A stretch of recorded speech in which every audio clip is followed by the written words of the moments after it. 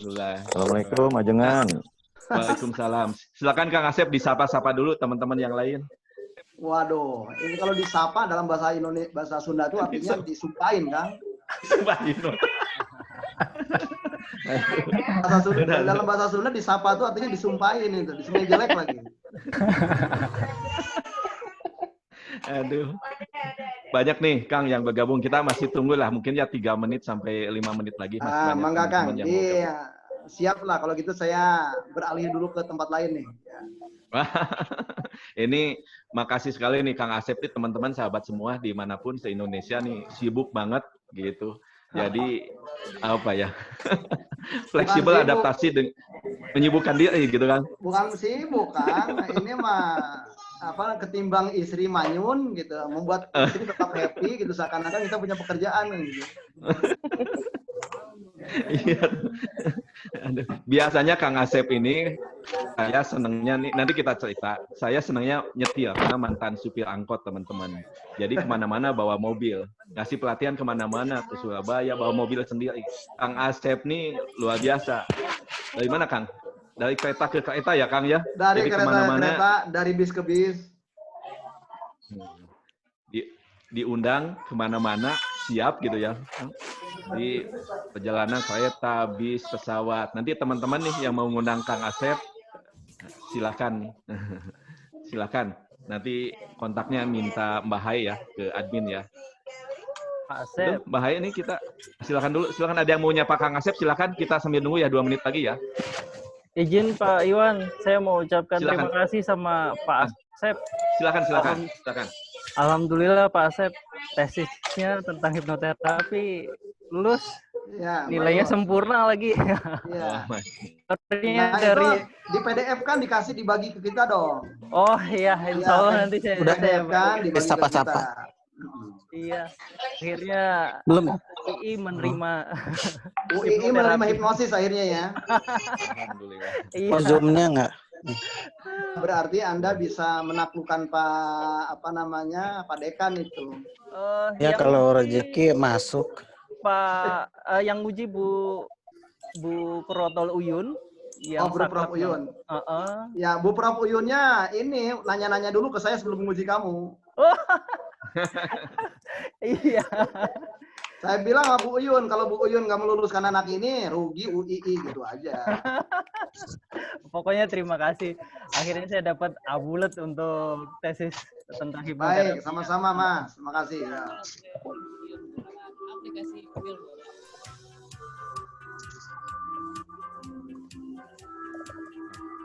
Halo Pak Asep. Halo. Ini Mr. Dwi Batman Pak Asep. Atau juga punya forgiveness terapi. Nah ini Batman tapi nggak ada Robinnya gimana ini? Batman harus ada Robinnya dong. Ya Robinnya ini ada. Masih kecil ini, masih kelas 6 masih SD. Kecil ya. Salam lah buat Robin yang masih kecil itu. Oke siap Kang Asep. Nun sadaya ilmu. Kita siap belajar lagi. Sami-sami Kang. Sebentar dulu Kak. Ini kok saya nggak bisa ads.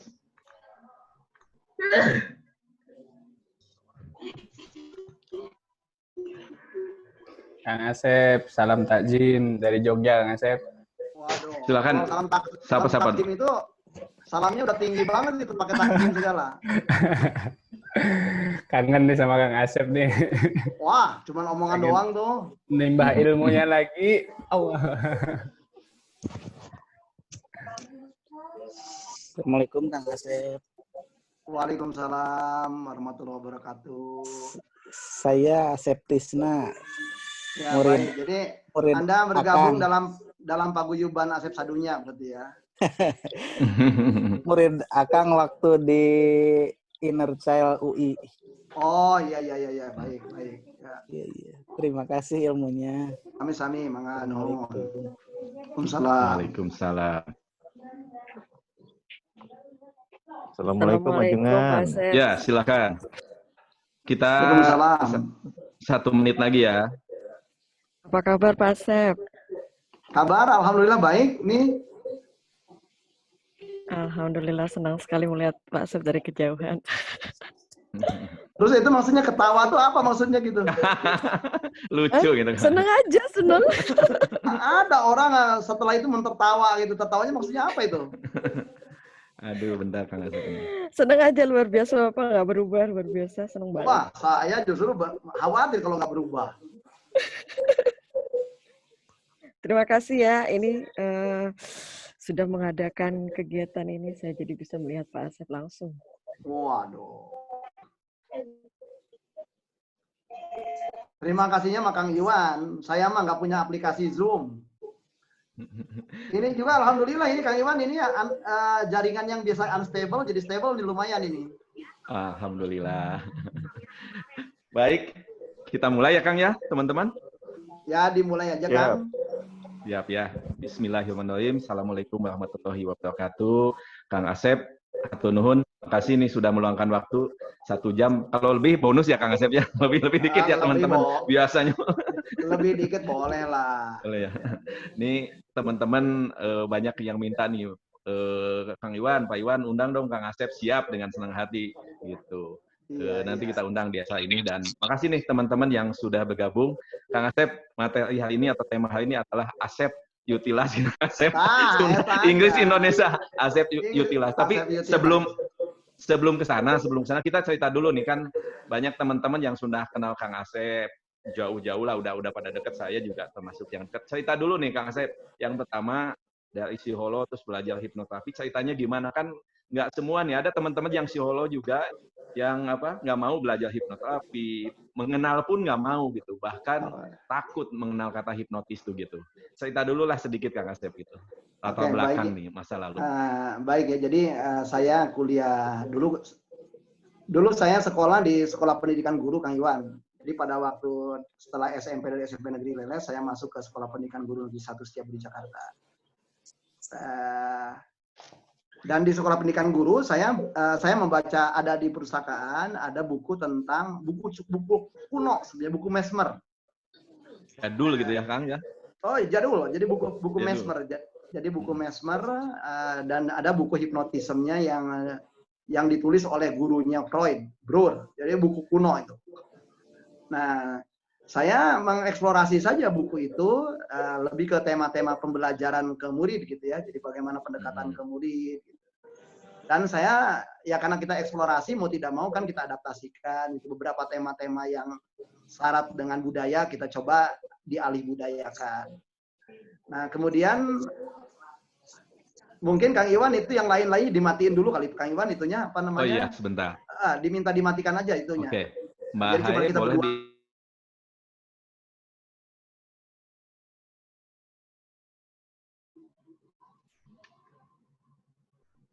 Oke ya, nah ya.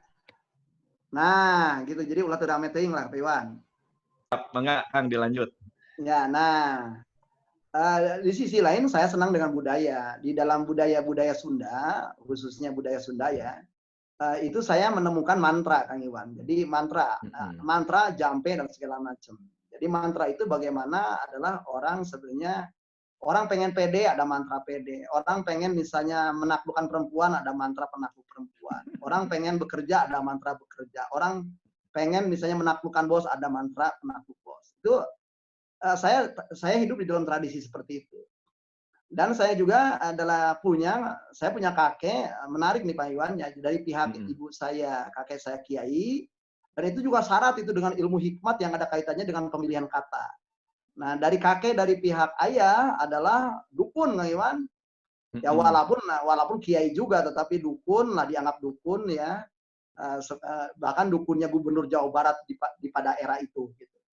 Nah, saya pernah nanya nih sama kedua orang kakek ini. Yang lain kan kalau pengen belajar sesuatu harus mandi dulu, gitu ya. Mandi 7 kembang ya, Kang ya? Mandi 7 kembang, harus kungkum. Kalau saya malah dimarahin sama mereka. Jangan, kamu mah nggak usah pakai kungkum. Kungkum mah buat orang goblok dan tolol, katanya. Kamu mah udah pakai pikiran aja, pikiran kamu cukup pinter lah, katanya. Kamu pikirkan aja apa yang kamu inginkan, pasti terjadi. Saya diajarin tuh oleh dua kakek itu, yang satu menggunakan ilmu kepesantrenan, yang satu ya karena dia juga adalah kiai sekaligus juga senang dengan ilmu budaya, menggunakan tema-tema ilmu budaya. Nah sehingga bagi saya melihat antara timur dan barat jadinya nih Kang Iwan. Sehingga saya ngelihat Kang. hipnoterapi, hipnosis ya bukan hal-hal yang perlu ditakuti lah. Itu udah kalau kita bicara di dalam budaya Nusantara itu sudah bagian dari keseharian kita. Gitu.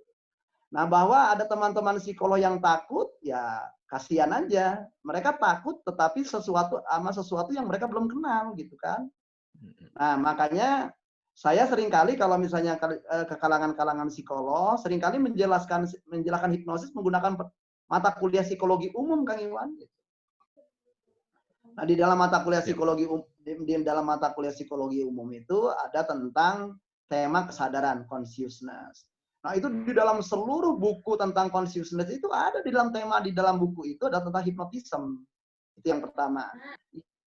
Nah, yang kedua, kemudian juga kalau misalnya kita cermati di dalam tema-tema psikologi, di dalam American Psychological Association itu ada divisi kesekian itu divisi hypnotism.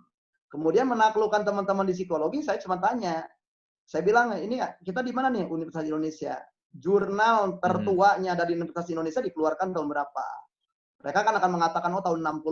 Tahukah Anda bahwa jurnal hipnoterapi pertama kali dikeluarkan oleh perguruan tinggi yang namanya Harvard University dan Stanford University. Dan tokoh-tokoh hipnoterapis yang saya tanya tuh beberapa nama tokoh yang seringkali ada di dalam tokoh psikologi kognitif, Kang Iwan. Tahukah Anda nama-nama orang ini? Nah, kata mereka tahu. Tahukah Anda penelitiannya apa? Mereka kan pasti nggak tahu. Penelitian mereka tentang hipnotism. Orang ini judul disertasinya ini, orang ini judulnya disertasinya ini, dan mereka melakukan penelitian hipnosis eksperimental. Nah, baru tuh, kemudian saya kasih tuh jurnal-jurnal hipnoterapi dari Stanford University, dari Harvard University. Baru mereka menganggap bahwa, oh, ternyata ilmiah ya hipnosis itu, kira-kira gitu, Kang Iwan. Nah, kalau sekarang saya alhamdulillah, Kang Iwan, karena Unpad, Universitas Pajajaran itu sudah mempunyai sentral of studi-studi hipnoterapi. Jadi saya rasa di antara seluruh perguruan tinggi di Indonesia saat ini, yang benar-benar berani declare adalah Unpad. Gitu.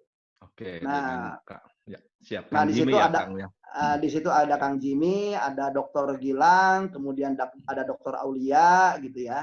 Walaupun ya biasalah kalau kafilah makan tetap berlalu walaupun anjing menggonggong, Kang Iwan. Oke, selalu ada. Nah, tadi saya mau nanya ke Kang Asep gimana nih apa yang mau disampaikan ke psikolog termasuk juga nih ada alumni juga yang psikolog di sini yang mungkin belum sempat ketemu Kang Asep nih, tapi udah dijawab sebenarnya gitu sama Kang Asep yang tadi ada banyak tesis ini, bahkan di Amerika sendiri nih ada negara-negara bagian yang nggak boleh tuh belajar hipnoterapi atau belajar hipnosis kalau misalnya pendidikannya tidak S2, kalau nggak minimal S2, dan pendidikannya harus di bidang kesehatan, konselor, psikolog gitu. Ini beberapa negara bagian seperti itu ya, Kang ya? Gitu. Betul. Bahkan memang Kang Iwan kalau menjadi menarik di Amerika itu sendiri kan kalau kita lihat ada beberapa aturan negara bagian yang pertama misalnya saja nanti aplikasi hipnosisnya ya. Ada yang melarang penggunaan hipnosis di dalam rangka forensik. Tetapi ada yang membolehkan menggunakan forensik. Nah, yang melarangnya, yang dilarang mereka menggunakan cognitive interviewing. Padahal cognitive interviewing teh eta keneh Pak Iwan. Siap ya Kang.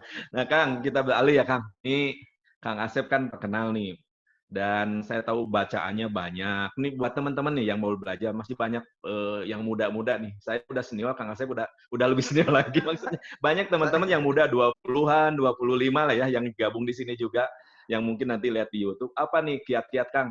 Kok bisa jadi psikolog terkenal, senior, dan kalau boleh jujur nih psikolog di Indonesia nggak banyak nih yang seperti Kang Asep. Tipsnya apa Kang? Pengalamannya gimana? Boleh berbagi nih. Silakan Kang. Karena ini penting banget nih Kang. Saya sendiri mungkin karena ini ya latar belakangnya. Latar belakang saya sama latar belakang Kang Iwan sama lah. Sama teh maksudnya sama-sama susah gitu Kang Iwan. Susah. Yang itu jangan disebutin. Udah pasti. Ya. Siap. Nah, jadi pengalaman-pengalaman hidup itu menempa kita relatif lebih cepat gitu dibandingkan orang lain. Sehingga artinya gini, kalau misalnya orang lain itu mendapatkan tekanan-tekanan itu baru di usia setelah sarjana, kita mah udah sejak SD Kang Iwan gitu.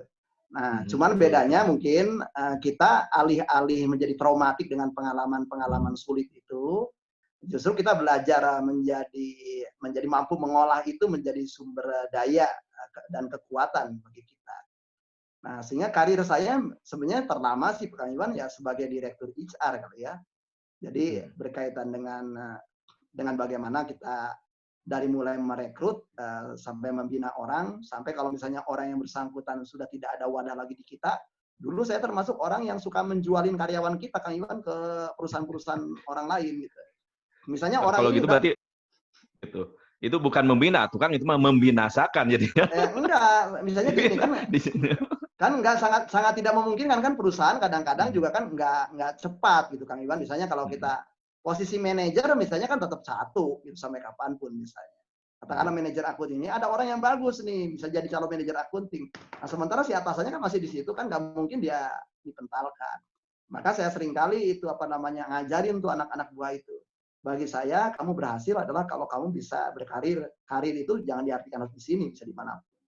Nah, sehingga dulu saya dikenal itu oleh karyawan-karyawan saya itu adalah sebagai orang-orang yang mempunyai prinsip mengembangkan orang itu tidak hanya di perusahaan itu, bisa dimanapun.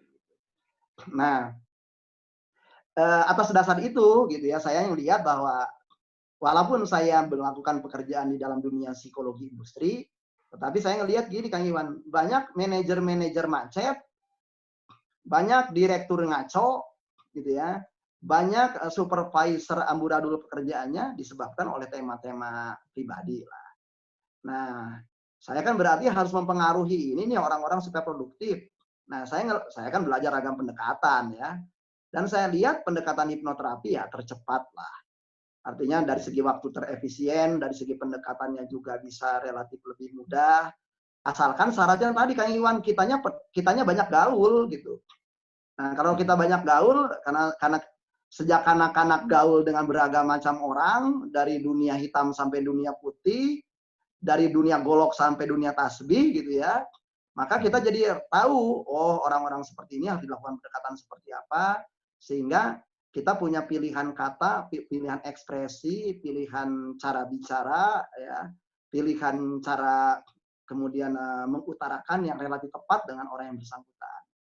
Nah, jadi pengalaman-pengalaman itulah. Jadi saya aktif ya alhamdulillah Kang Iwan di ragam lini ya, dari dunia psikologi industri, kemudian di Kadin, di Kamar Dagang dan Industri itu dengan para pengusaha, di Apindo, di Asosiasi Pengusaha Retail.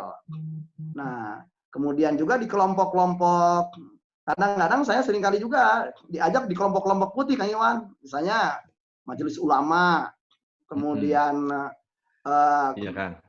Lakbesdam NU, belum lagi Muhammadiyah. Jadi kadang-kadang saya juga nggak jelas ini saya Muhammadiyah atau NU, saya nggak jelas karena diajak oleh mereka. Kalau juga. Diundang ke situ apa yang disampaikan Kang? Biasanya ngundang tentang apa nih? Saya hanya ingin menyampaikan sesuatu yang akan melengkapi mereka. Gitu. Misalnya katakanlah di NU, saya ngelihat nih celah yang belum pernah mereka nggak ada ahlinya bicara tentang tema-tema itu. Saya masuk di tema-tema yang memang akan memperkuat organisasi mereka dan yang tidak pernah terpikirkan oleh mereka. Nah, sehingga saya tetap bisa berkontribusi dan disimak gitu omongan saya gitu Kang Iwan. Siap Kang. Jadi Kang kalau disimpulkan tadi pengalaman-pengalaman tadi komunikasi dengan berbagai kalangan itu sangat bermanfaat juga di dalam konteks hipnoterapi atau di terapi ya Kang ya. Ya betul, apalagi kalau saya kan hipnoterapinya impromptu hipnoterapis Kang Iwan. Jadi hipnoterapis yang pertama nggak dibayar. Yang kedua berkaitan dengan masalah-masalah yang rumit, pelik, nggak sempat pikir dulu, kemudian dadakan, kan kebanyakan begitu. Misalnya saja di beberapa perusahaan saya sering kali dipinjam nih, ya, dipinjam oleh presiden perusahaan lain. Sep, di gua nih ada keributan gini, berarti dong, nah, itu kan kita nggak sempat terlena dulu, mikir dulu, kita harus impromptu. Nah di tema-tema impromptu dadakan seperti itu, ya mau tidak mau seluruh pengetahuan terbaik kita muncul. Oke, siap. Ya, nuhun nih Kang. Ini buat anak muda dulu nih, pesen apa nih kaitan nih sebelum ke materi. Satu lagi nih Kang, pesennya apa? Oh kan teman-teman gini Kang Asep kan, kita udah tahu bahwa setiap sukses itu kan meninggalkan jejak nih. Kang Asep itu kan meninggalkan jejak-jejak yang bisa di modeling lah kalau kita ngomongin NLP gitu ya. Gimana nih Kang buat anak-anak muda nih?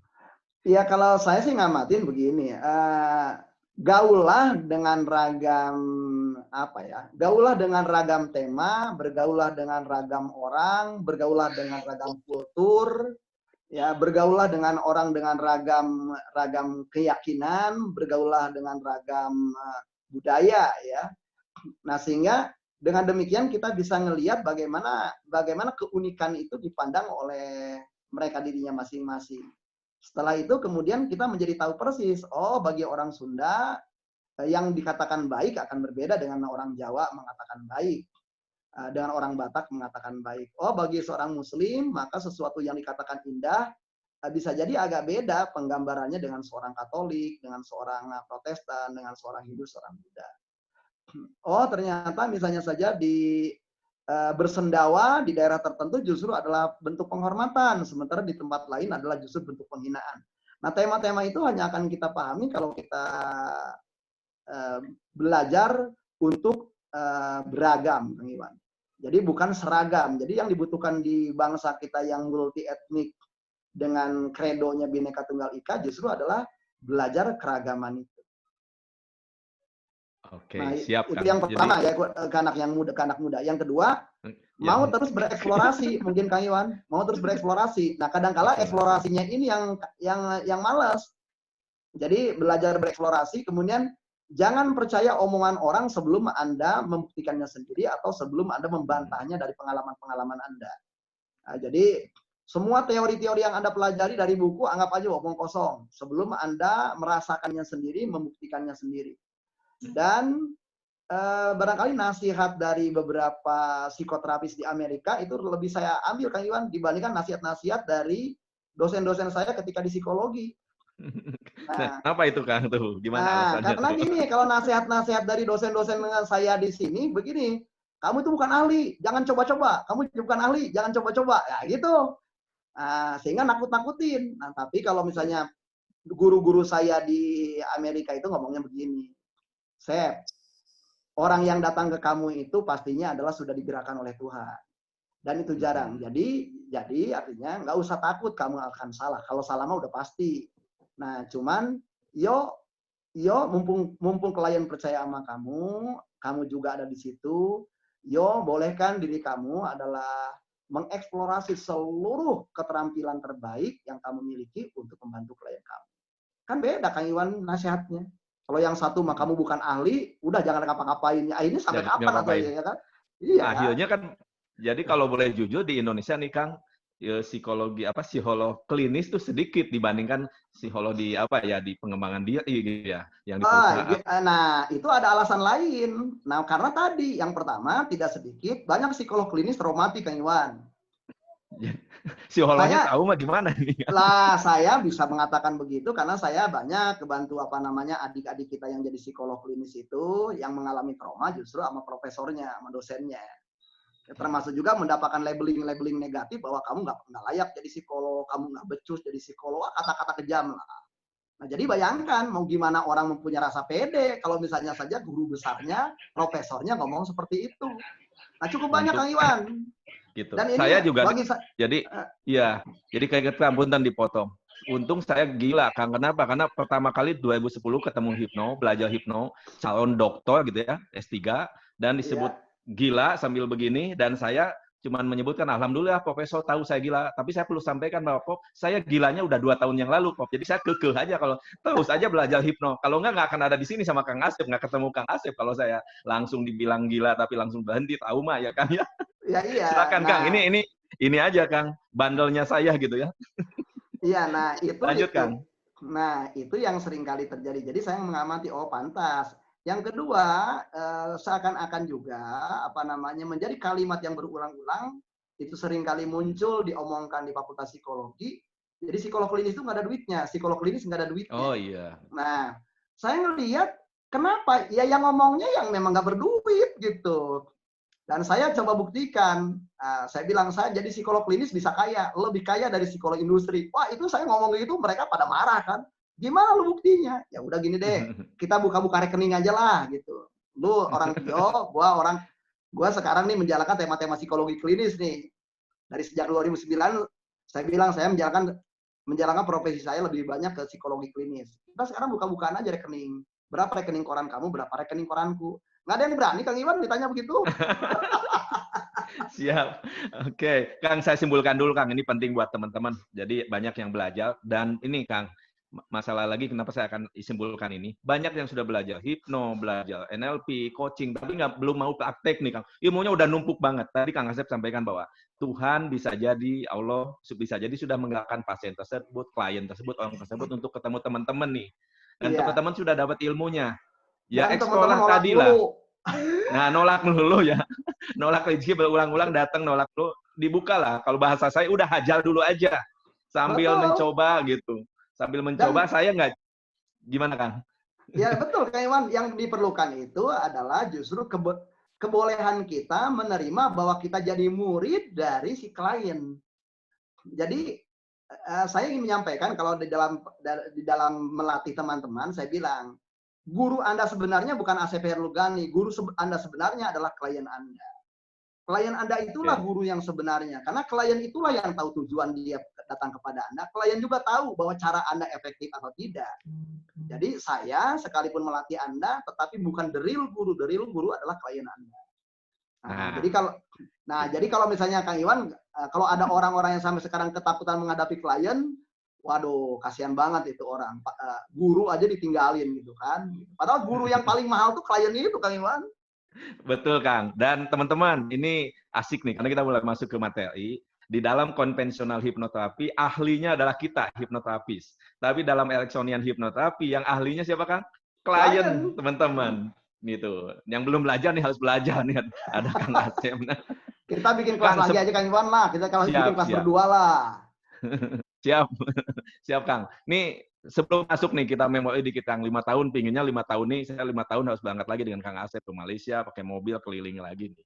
Kita pernah disebut dua orang gila dari Indonesia. Kenapa? Karena terbang 24 jam, teman-teman, dari Indonesia ke LA ya, Kang ya? Dari LA terbang, nyetir mobil ya? Nyetir mobil ke Phoenix, Arizona. Ke Arizona, ke Phoenix itu 7-8 jam ya. Jadi belum tidur langsung nyetir. Besoknya paginya langsung pelatihan. Gimana Kang? Belajar apa sebenarnya Kang Asep udah masternya bukan mau belajar, mau liatin rumahnya Milton. Gimana kesan-kesannya waktu di rumahnya Milton, Kang? Apa yang didapat, Kang? Dari rumahnya Milton, dari pengalaman Milton. Ya, jadi saya berterima kasih sekali sama Kang Iwan dan Bunda Nisa sebenarnya ya, karena nggak ada Akang dan Bunda Nisa, mungkin saya cuma menggunakan pesawat ke pesawat saja dan tidak mengalami pengalaman-pengalaman menarik termasuk di maksud orang gitu ya. Jadi bagaimana dari setir kiri ke setir kanan gitu ya Kang Iwan ya. Dari setir kanan ke setir kiri ya.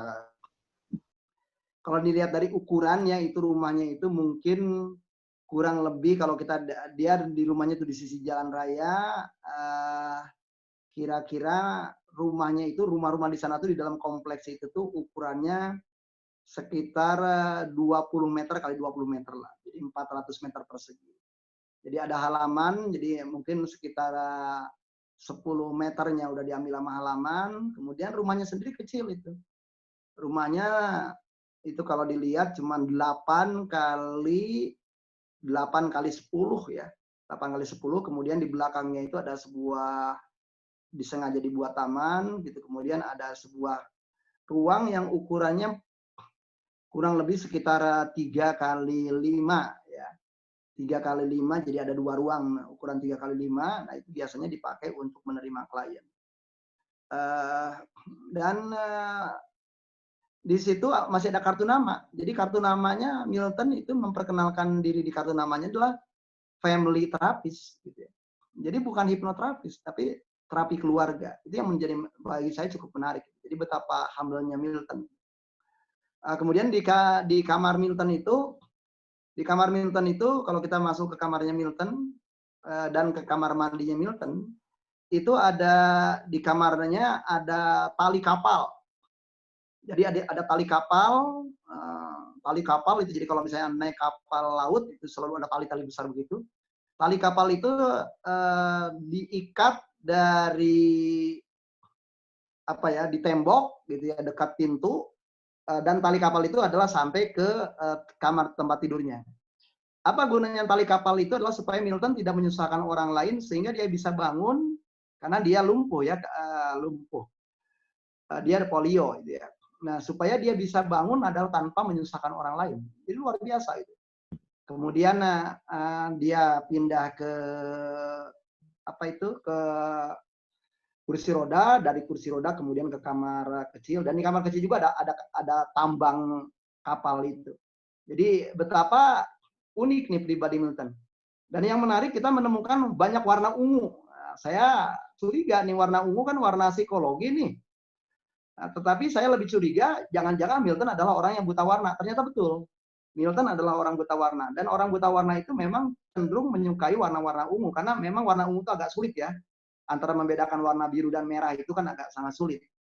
Nah, dan bagi saya sebagai muslim yang paling kagum, saya ada kitab tafsir ya di dalam perpustakaannya Milton.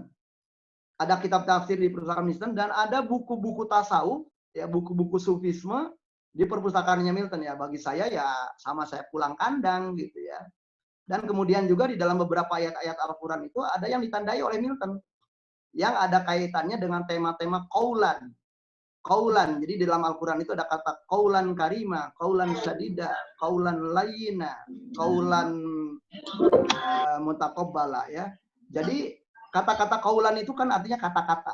Qaulan itu artinya kata-kata. Kata-kata yang baik, kata-kata yang ma'ruf, kata-kata yang lembut, kata-kata yang tegas.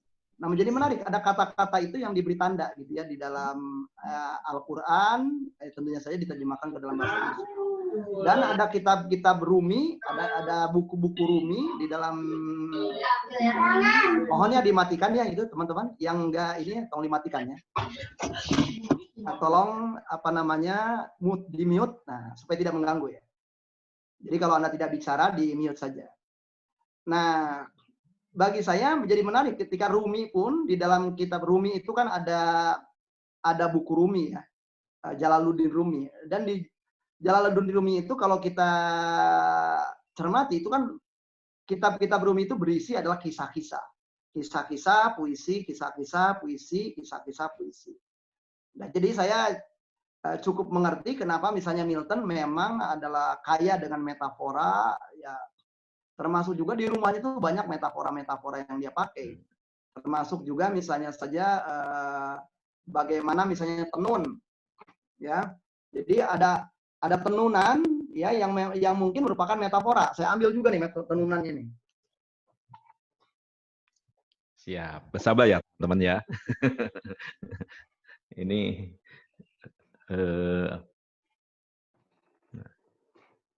Nah, jadi ada tenunan seperti ini nih.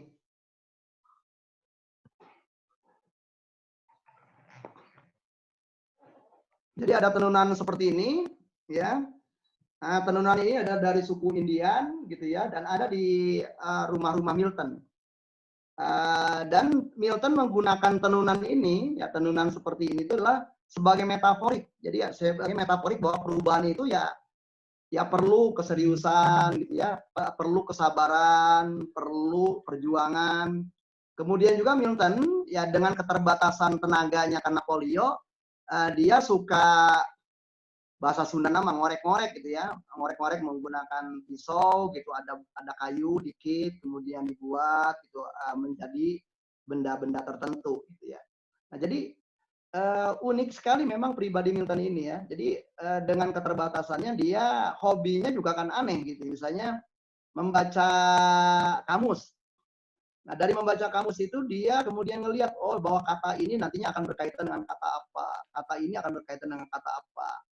Nah, sehingga dari baca kamus itulah kemudian kenapa Milton memang kuat di dalam kata-kata, kuat di dalam kalimat, kuat di dalam bahasa, kuat di dalam metafora ya, apalagi juga kalau kita lihat dari bacaan-bacaannya Milton ya, di mana juga banyak bacaannya tentang mitologi, bacaannya juga banyak tentang metafora, bacaannya itu juga banyak tentang sastra selain di dalam tema-tema psikologi. Jadi itulah yang saya pikir adalah membentuk Milton menjadi seperti itu. Nah, kenapa teknik-teknik Milton menjadi kooperatif gitu ya, tidak kalau misalnya pendekatan-pendekatan di teman-teman NGH gitu ya, atau konvensional hipnosis, kan adalah masih memungkinkan kita untuk menggunakan posisi tubuh berdiri, kemudian memegang kepala klien misalnya mengatakan tidur gitu ya. Milton nggak memungkinkan itu kalau untuk melakukan itu secara fisik. Gitu. Ya jadi karena itu Milton mencari sebuah teknik yang memungkinkan bagi dirinya. Gitu. Nah, jadi bukan tidak mau gitu ya. Milton mencari ragam cara supaya memungkinkan gitu pendekatan itu. Dan Milton ini orang yang terpengaruh juga di tahun 19. Jadi pada waktu ada seorang tokoh hipnoterapi Eropa, ya, itu adalah temannya Freud, muridnya Breuer, cuman ini temannya Freud ini berhasil. Kalau Freud kayaknya nggak begitu berbakat gitu ya, sehingga Freud agak memusuhi hipnosis sebenarnya Freud. Ya, Freud itu akhirnya hanya menggunakan hipnosis dalam rangka analisis kepribadiannya saja, tetapi tidak menggunakan hipnosis dalam rangka terapi. Nah, ini temannya Freud inilah yang ke Amerika, yang Milton Erickson ini belajar dari orang itu gitu, melihat hipnosis pertama kali. Ya. Dan hipnosisnya masih gaya-gaya otoritarian seperti itu. Nah, Milton ngelihat nggak memungkinkan dia menggunakan gaya kayak gitu karena secara fisik nggak memungkinkan. Jadi untuk ngebetot kepala orang sampai melakukan shock induction juga tidak memungkinkan lah gitu ya. Nah, sehingga dia melihat dengan keterbatasan yang ada, berarti aku harus menggunakan kekuatan apa. Nah, sehingga kalau toh ada memang tema-tema yang berkaitan dengan fisiologi, Milton hanya memanfaatkan saja. Jadi nanti kita akan bahas lah. Ya. Nah, itu yang saya pikir adalah pribadi Milton ya. Jadi menariknya pribadi Milton, dia adalah seorang, dia lulusnya dari doktornya, dari medical doctor. Jadi dia adalah psikiater, dia adalah dokter, tetapi juga dia adalah S2 dalam bidang psikologi klinis. Jadi sebenarnya dia psikolog sekaligus psikiater nih, Milton ini. Ya, jadi menjadi menarik. Dan dia juga mendapatkan penghargaan dari dua asosiasi itu, dari Asosiasi Psikologi Amerika, American Psychological Association, dan dia juga mendapatkan penghargaan dari American Asosiasi Psikiatri Amerika. Ya. Jadi dia mendapatkan penghargaan dari dua lembaga itu yang deketan sebenarnya, yang satu lebih ke memang bidang kedokteran, yang satu adalah lebih ke bidang psikoterapi. Nah, menjadi menariknya Milton adalah buat para psikiater sebenarnya adalah satu-satunya orang yang walaupun dia dokter, walaupun dia psikiater, tetapi hampir tidak pernah menulis resep. Ya, tidak pernah menulis resep dalam pengertian memberikan medikasi. Jadi Milton adalah lebih memilih pendekatan menggunakan benar-benar psikoterapi. Nah, jadi kalau misalnya ada sejumlah teman-teman dari psikiater yang memusuhi hipnosis gitu ya, mungkin ya bisa belajar kepada Milton. Nah, Milton ngelihat ini. Kang, itu ada yang apa? Mukanya kehalangan dikit, Kang. Ada kertas atau apa? Di kameranya. Nah, udah. Tadi ada. Kayaknya kesalahan bukan pada pesawat TV Anda nih. Oh, gitu. Wah, ada yang lewat tadi kayaknya teman-teman nih. Enggak, aman kan? Udah. Itu ya. Tadi ketutupan. Hoyong masuk gitu. Silakan, Kang. Lanjut, Kang. Maaf. Nah, kita kembali. Nah, jadi kalau kita cermati sebenarnya Milton ini kan juga dia bekerja membantu di salah satu rumah sakit di sekitar Phoenix, dan pada waktu dia membantu di beberapa rumah sakit itu ya dia lebih banyak sebenarnya adalah lebih sebagai psikoterapis, alih-alih sebagai psikiater gitu ya. Kalau saya cermati dari kita ngobrol dengan pembantu Milton yang asisten rumah tangga Milton di situ bercerita gitu ya. Nah, jadi pribadi unik inilah yang menyebabkan jadi saya rasa kenapa pendekatan Milton begitu ya suka tidak suka dipengaruhi oleh pribadinya Milton dengan ragam kesejarahan dia, termasuk tadi ya bahwa dia polio, kemudian bahwa dia juga mengalami kesulitan secara gerak gitu. Dan pembicaraan Milton juga kenapa dalam gitu Kang Iwan ya, karena memang tadi dia mengalami kesulitan bicara. Nah, jadi kalau saya mohon maaf ini kalau ada teman-teman yang memodel cara bicara seperti Milton, kalau kata Milton ngapain? Nggak perlu dimodel. Kalau kamu ngomongnya cempreng, ya cempreng aja gitu. Betul. Nah, jadi kan banyak tuh teman-teman kalau dalam rangka menghipnosis menggunakan kalimat-kalimat dalam gitu suaranya, kemudian tidak menjadi suara dirinya. itu malah pernah ditanyakan hal itu kepada Milton, ditertawakan oleh Milton. Aku nih begini ya karena alat ujarku begini gitu. Bukan karena itu yang memberikan efek. Jadi kalau kalian cempreng ya cempreng aja, yang nggak usah diubah-ubah. Gitu ya. Nah jadi gunakan keunikan diri kita gitu dalam rangka misalnya saja pada waktu kita memilih kata atau memilih kalimat pada waktu dalam proses hipnosis atau hipnoterapi itu. Nah ini yang barangkali dan cara pandang Milton memang agak beda gitu ya dengan cara pandang para psikoterapis di zamannya. Ya, jadi artinya dia udah anti mainstream lah. Karena di zamannya misalnya saja pendekatan terapi itu harus ada teorinya. Milton mengatakan membantu orang itu nggak usah pakai teori. Kemudian di zamannya pendekatannya masih medical model. Medical model itu gimana? Pendekatan-pendekatan yang mencari akar masalah. Kata Milton nggak perlu orang kliennya sendiri yang udah tahu masalahnya. Dia datang bukan cari masalah ke sini. Dia datang adalah untuk mempunyai tujuan yang lebih baik daripada sekedar tahu masalah dia. Nah, di dalam pendekatan-pendekatan sebelumnya ada diagnostik. Nah, Milton nggak pernah pakai diagnostikan. Gitu ya. Nah, jadi boleh katakan pendekatan ini yang boleh dikatakan anti mainstream sebenarnya di zaman itu ya. Nah, tapi kelak walaupun pada awalnya disibir, kelak kemudian di era 80-an, 90-an, Milton ini kemudian dimodel oleh beberapa psikoterapis dunia, kemudian juga termasuk oleh Kim Solberg ya, dan sehingga lahirlah kemudian adalah yang dinamakan solution focus brief therapy. Nah, itu solution focus brief therapy itu memodel Milton gitu. Jadi prinsip-prinsipnya, filosofinya adalah memodel Milton. Jadi akhirnya banyaklah orang yang memodel Milton, termasuk misalnya saja kalau kita bicara clean language ya, itu juga memodel Milton juga. Nah, jadi banyak nih para ahli gitu ya, karena saya adalah senang ngotak-ngatik teknik ya, termasuk prinsipnya, maka saya ngelihat karena saya pernah mengikuti The Evolutionary of Psychotherapy, itu ada kegiatannya beberapa kali di Amerika. Itu kalau kita lihat ratusan judul sebenarnya psikoterapi itu, tapi kalau kita preteli tekniknya cuma itu aja. Nah, dan Milton adalah menjadi penyumbang terbanyak lah di dalam tema-tema prinsip, pendekatan, teknik untuk psikoterapi modern. Dan karena itu wajar saja kalau dinyatakan bahwa Milton Erickson ini adalah dinyatakan sebagai the father of modern hypnotherapy gitu ya. Jadi bapak hipnoterapi modern. Nah, karena juga hipnosis atau hipnoterapi tidak lagi dipandang sebagai sesuatu yang menakutkan, menyulitkan, terlalu banyak mitosnya gitu ya, dan hipnoterapi bisa diterima. Demikian Kang Iwan. Siap, Kang. Hatur nuhun nih. Mohon maaf nih teman-teman, tadi ada gangguan teknis dulu nih. Kita supaya lebih interaktif Kang, kita buka dulu ya pertanyaan, komen atau ada yang mau disampaikan ke Kang Asep supaya lebih nyaman.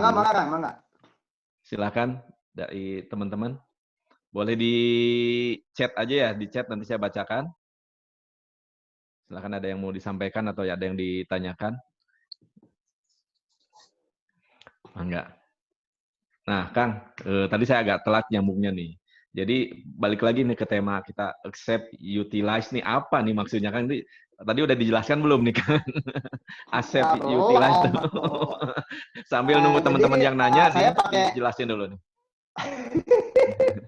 Oke, jadi saya akan bercerita dulu ini kisah dengan Kang Iwan. Jadi kita kan waktu itu kan ingat banget bulan Agustus Kang Iwan ya, kita ke Amerika itu ya. Betul.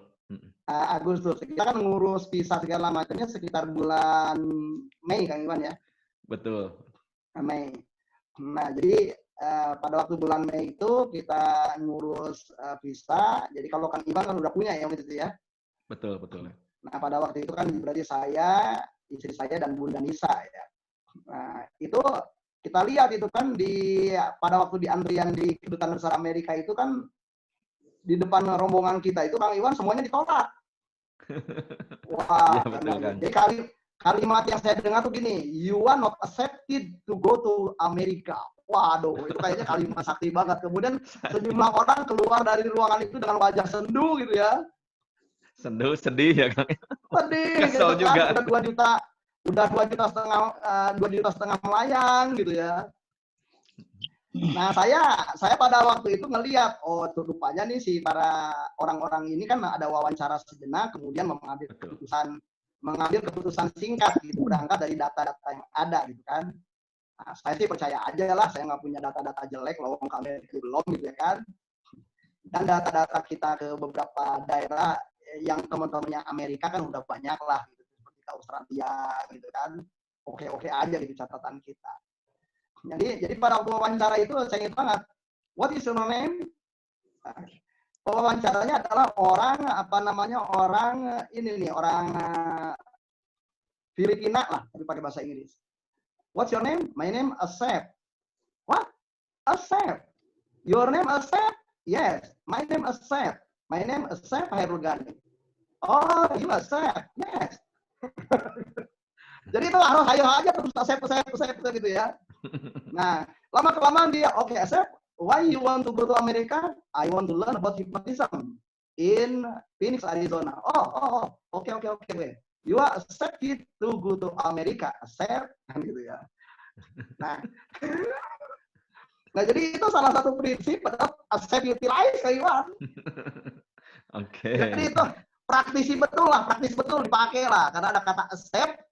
You are not accepted, you accepted gitu ya, udah dipakai aja lah. Nama kita juga kan emang di vokalisasinya pasti juga accept juga dibacanya mereka kan. Pas gitu. Betul.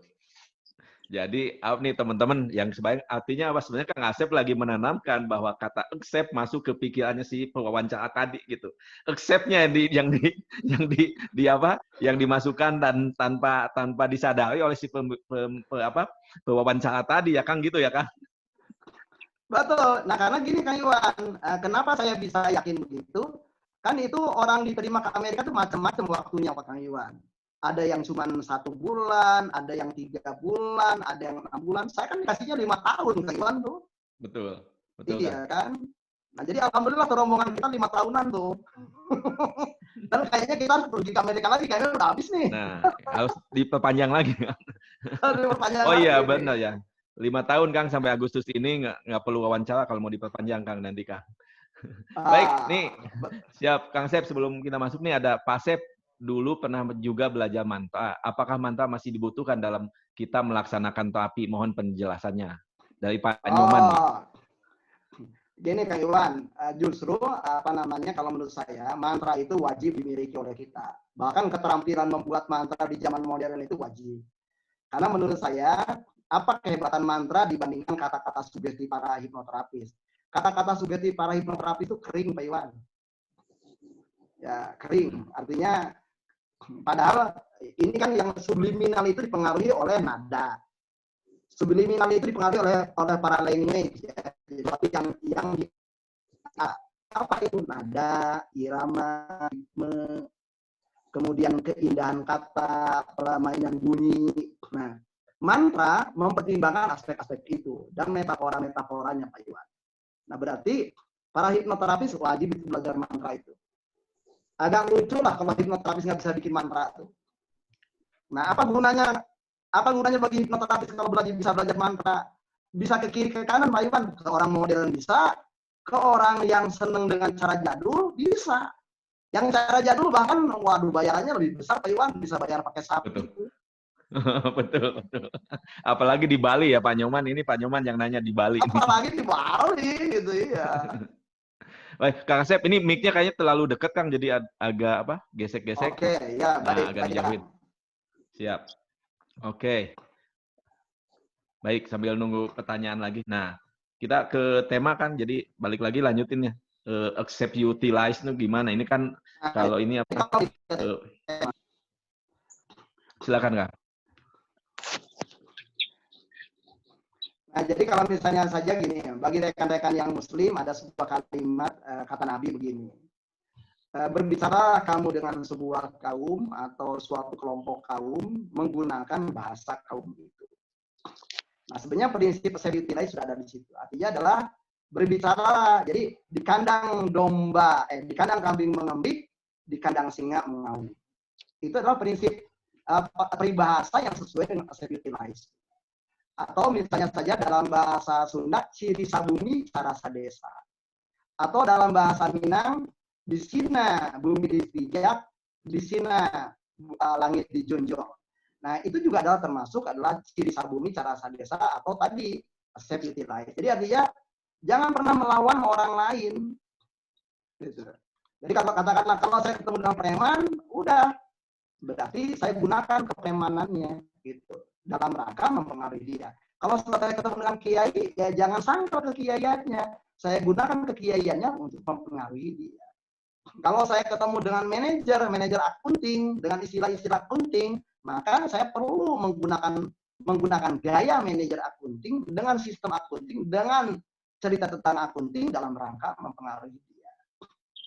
Nah, jadi accept utilize itu begitu. Nah, sehingga dengan demikian kalau kan gini Kang Iwan, kalau misalnya di dalam, mohon maaf nih, kalau kita belajar konvensional hipnosis kan, yang paling ditakuti itu kan adalah klien menolak ya Kang Iwan ya, resisten ya. Betul, Kang. Nah, itu kan kayaknya apalagi itu kayaknya di dalam perkuliahan itu seringkali dituliskan begini nih. Sekian persen berdasarkan penelitian adalah tidak bisa dihipnosis. Sekian persen kan ada tuh yang itu ya. Betul kan. Itu sebaiknya nggak usah ditayangkan. Karena akhirnya banyak orang yang belajar hipnosis tapi nggak mau menghipnosis orang kayak gimana karena takut klien dia terus termasuk orang yang nggak mau dihipnosis. Nah, Milton ngelihatnya itu membahayakan gitu kalau orang belum apa-apa udah ketakutan gitu. Nah berarti kan kenapa misalnya orang bisa menolak karena orang dipaksa masuk ke dalam sesuatu yang bukan dirinya kan gitu. Karena itu Milton ngelihat berarti satu-satunya cara orang tidak menolak adalah dia diperlakukan dengan cara dirinya ingin diperlakukan. Nah karena itu accept saja keunikan dia jawara, accept kejawaraannya. Nah ini saya seringkali mempraktekkan tema-tema begitu dalam kerjaan Kang Iwan.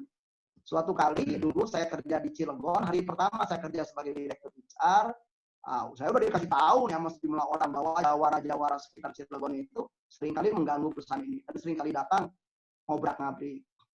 Nah, datanglah seorang jawara bawa golok gitu masuk ke dalam ruangan saya. Nah, kemudian yang dilakukan oleh si jawara itu adalah dia numeran aset. Nah, saya catat nadanya. Aing numeran aset. Dia sahangan anak. Itu dia langsung keluar Pak Iwan. Gitu ya. Padahal kan saya cuma menggunakan nada dia aja gitu. Dia bisa ngomong dengan nada itu, gue juga bisa nada itu. Kemudian orang itu keluar dari ruangan, kemudian bercerita tuh kepada para satpam, Pak, manajer direktur yang sekarang katanya walaupun badannya kecil tapi keberaniannya luar biasa. Gitu ya. Padahal kan cuma kata-kata itu doang. Nah, saya pikir udah selesai kegodaan. Besoknya adalah di jawara lainnya yang udah lebih berpengaruh gitu ya. Nah itu datang, dia masuk ke dalam ruangan saya, kemudian saya persilakan duduk, kursi dibanting sama dia. Nah saya kemudian beranjak tuh dari kursi saya duduk, kemudian saya ambil kursi yang tadi dijatuhkan, saya dirikan kembali. Orang itu kan memperhatikan apa yang saya lakukan, sambil kuda-kuda dia. Setelah itu apa? Saya banting lagi aja kursi itu, Kang Iwan gitu. Dia kan pamer bahwa dia gerakan motorik kasar. Saya juga memamerkan juga bahwa saya juga bisa melakukan gitu kalau cuma banting-banting kursi doang. Apa yang menjadi menarik setelah itu dia nyembah-nyembah saya mengatakan, Akang hapunten cenah, saguru sailmu jangan ganggu. Kan gitu. Nah, saya utilize itu hal-hal seperti itu Kang Iwan, jadi nggak usah ribet-ribet amat gitu. Nah, sama juga dulu ada seorang kanak-kanak ini di dalam rangka terapi ya. Ada seorang anak yang fobia air. Setelah saya selidiki, ternyata gara-gara ayahnya juga gitu, anak-anak dilelepin gitu kepalanya ke air sehingga anak ketakutan gitu ya. Nah lalu apa yang saya lakukan? Nah saya main ke rumah si orang ini nih, salah seorang direktur di perusahaan di Cilegon waktu itu. Saya main ke rumah dia dan saya ngelihat si anak ini punya kura-kura kecil gitu. Oh dia deten banget dengan kura-kuranya. Saya lihat nih, oh anak dengan kura-kura berarti anak sudah terasosiasi dengan kura-kura. Berarti saya melihat apapun yang terasosiasi adalah bisa dijadikan sebagai alat untuk induksi kan gitu. Maka nggak panjang lebar lah saya bilang. Jadi saya membuat itu tanpa sepengetahuan si anak, saya buat makanan si kura-kura itu adalah menuju ke kolam renang. Kebetulan di rumahnya itu ada kolam renang. Nah, kemudian saya bilang, ini kura-kura siapa nih? Oh ini rakyatku nih kata dia. Ketua kalau rakyatnya rajanya siapa? Aku. Oh, kamu berarti raja kura-kura ya? Iya, aku raja kura-kura. Baik, kalau raja kura-kura berarti kalau kura-kuranya pergi harus ikutan juga dong lihat. Iya, gitu dong Om. Katanya masa raja nggak sayang sama rakyatnya. Itu diutilisasi aja maksudnya. Baik. Kalau gitu apa namanya? Sekarang nih kita lihat nih kura-kuranya mau kemana, coba dilepas. Nah, kura-kuranya kan ngikutin terus ke air. Anak ini ngikutin terus ke air. Nah, pada waktu ketemu dengan air, saya bilang, dari situ saya kasih mantra, aku raja kura-kura, aku jago sama seperti kura-kura. Kura-kura berani air, aku berani air. Aku mau mainkan air seperti kura-kura. Aku raja kura-kura. Nah, si anak ini ikut karena aku raja kura-kura gitu ya. Nah, kemudian itu diubah-ubah tuh yang tadinya udah takut air ya menjadi berani sama air lagi aja gitu ya. Nah, di dalam teknik seperti kayak gitu, affective utilization itu tidak terasa sebagai sebuah psikoterapi. Jadi tidak jelas gitu. Ini kapan masa pre-induction-nya, kapan masa induction-nya, ya, kapan masa apa namanya depth leveling test-nya, kapan masa kemudian memberi sugestinya. Nah, seringkali di dalam pendekatan Milton Erickson, kalau orang yang memang belum mempelajarinya ya susah gitu. Ini kapan sih gitu ya. Padahal kan sebenarnya kalau bagi kita yang udah mempelajari kita tahu persis gitu. Depth leveling test-nya itu bisa pakai apa. Kira-kira begitu Kang Iwan, kalau dalam bentuk apa ya, terapannya lah dari accept, utilize itu. Oke, siap Kang Asep. Jadi accept tuh terima aja apapun keunikan klien karena masih ingat apa yang disampaikan Milton nih di setiap apa everyone is a unique one gitu ya. Setiap orang tuh unik sehingga teknik yang dipakai kata Milton maka harus sesuai dengan apa? Dengan keunikan si klien tadi atau si pasien tadi ya Kang ya. Betul.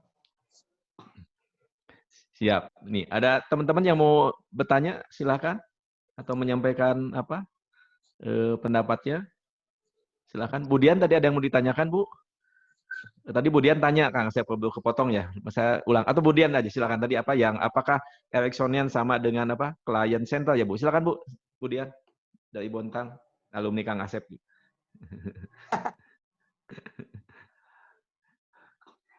Oke, menjawab pertanyaan Budian, sebenarnya apakah Milton Erickson sama dengan client center? Saya kalau client center itu kan berangkatnya dari pendekatannya Rogerian ya, Roger ya. Client center karena dipandang seperti itu. Tapi saya lebih cocok, lebih setuju menggunakan kalimat Milton sendiri. Milton menggunakan istilahnya kooperatif.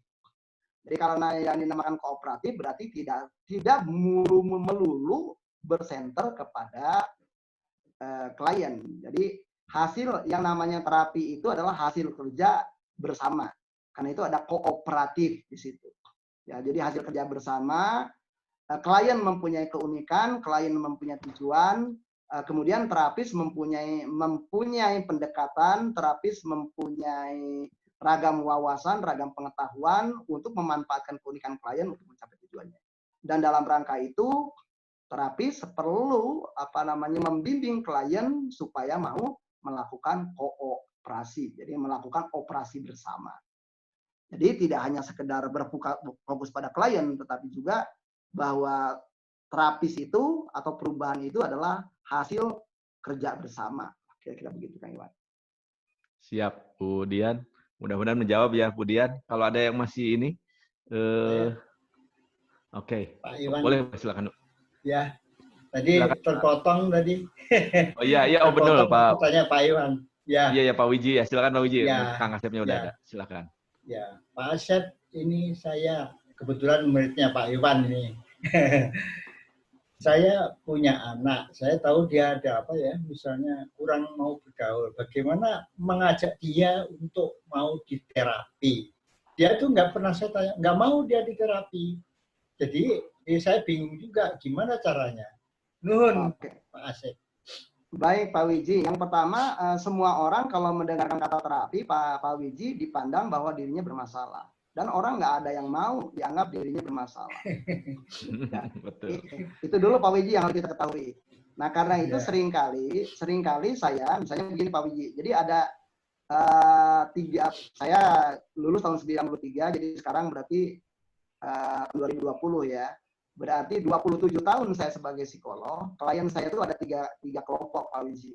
Klien yang pertama adalah komplainer. Klien yang kedua adalah akibat rujukan. Klien yang ketiga adalah yang sifatnya karena dia customer. Nah, klien yang komplainer ya dia datang cuma untuk komplain, tidak untuk melakukan perubahan. Nah, ini juga karena di sini banyak orang yang belajar hipnoterapi, jadi kita juga harus tahu kalau kliennya adalah komplainer, ya Anda mau kasih sugesti apapun percuma. Kalau dia nggak mau berubah, dia cuma pengen tahu bahwa dirinya itu memang bermasalah. Tuh buktinya hipnoterapis gua juga nggak bisa ngubah gua gitu loh. Nah itu banyak klien yang begitu. Nah yang kedua, klien tipikal rujukan. Nah rujukan ini artinya adalah dia sendiri nggak ngerasa bermasalah Pak Wiji, tetapi orang lain yang memandang lu tuh bermasalah gitu. Nah, jadi kalau Pak Wiji ngirim anak Pak Wiji ketemu saya, dia nganggap saya tuh antek-anteknya Pak Wiji. Saya ini bebudalnya Pak Wiji. Nah Pak Wiji udah musuh sama anak Pak Wiji kan gitu. Saya lebih musuh lagi. Jadi peluang anak Pak Wiji memusuhi saya, menolak saya adalah 2 kali, 3 kali, 4 kali lipat dibandingkan menolak Pak Wiji. Nah, saya seringkali untuk tema-tema klien yang tipikal kedua ini adalah seringkali nggak begitu approach-nya. Approach-nya adalah harus alamiah dia. Jadi misalnya Pak Wiji ingin membantu anak Pak Wiji nih. Caranya misalnya gini, Pak Wiji mohon maaf rumahnya di mana Pak Wiji? Di Cibubur, Pak. Di Cibubur, Jakarta ya. Jadi gini, itu nggak jauh dari ini kan Pak Wiji apa namanya Cibubur yang baru, mall yang baru yang Trans Cibubur itu kan? Ya. Nah, minta Pak Iwan kalau lagi ke Jakarta suruh mampir ke situ, jangan pakai pakaian kebesarannya Pak Iwan. Nah, ajaklah anak Pak Wiji kita makan-makan yuk, gitu. Nah, sambil makan itulah proses pelan-pelan untuk memberikan masukan, sugesti itu terjadi. Kira-kira untuk tipikal anak Pak Wiji harus approach-nya begitu Pak. Jadi jangan menggunakan kata-kata yang serem. Kalau pakai kata-kata yang serem kayak gitu, yang pertama kali dimusuhi ayahnya Pak. Siap. Mudah-mudahan menjawab ya Pak Wiji ya. Approach-nya harus ya. Jadi approach-nya harus halus sehingga tidak dirasakan. Kan kalau diajak makan, nah apa susahnya diajak makan gitu. Nah pada waktu makan itulah Pak Iwan udah seeding itu, udah tebar sugesti gitu dari mulai obrolan-obrolan awal. Saya utilize itu kira-kira begitu Pak Wiji. Ya. Siap. Makasih Pak Wiji pertanyaan. Kang Asep nih ada sama-sama dari Mr. Dwi Batman. Kang Asep, kapan saat yang tepat untuk utilisasi gitu lah? Itulah pertanyaannya. Kapan saat yang tepat kalau Anda sudah accept. Nah, jadi tantangannya di dalam pendekatan accept utilize itu seringkali kitanya yang bermasalah itu selalu tidak klien Kang Iwan. Selama saya membimbing teman-teman belajar hipnoterapi, belajar psikoterapi, baik dari kalangan hipnoterapis, baik dari kalangan psikolog, baik dari kalangan teman-teman di bidang konseling, tantangannya itu ternyata bukan di klien, tantangannya di diri psikoterapis itu sendiri. Tantangannya di diri hipnoterapis itu sendiri. Jadi seringkali para hipnoterapis atau para calon-calon psikolog, calon-calon konselor ini yang seringkali sudah membuat barrier tentang keunikan klien. Biasanya kadang-kadang kita sudah terima kliennya kebetulan bertato, kita sendiri udah ketakutan sama orang yang bertato. Gitu. Jadi, dia belajar justru adalah kita sendiri gitu. Kalau kita accept, maka utilizasi itu mudah. Seperti saya tadi dengan anak kecil aja. Nah, saya kasih contoh dulu deh. Sep, suaranya agak ini, Sep agak apa? Ini mic-nya, Kang. Coba cek dulu, Kang. Agak bergetar ya. Apa? Nggak jelas tuh suara ininya. Coba. Silakan Kang, cobain Kang. Tes. Apa? Ebek ya kalau soal Sunda mah ebek rumah. Jadi ada.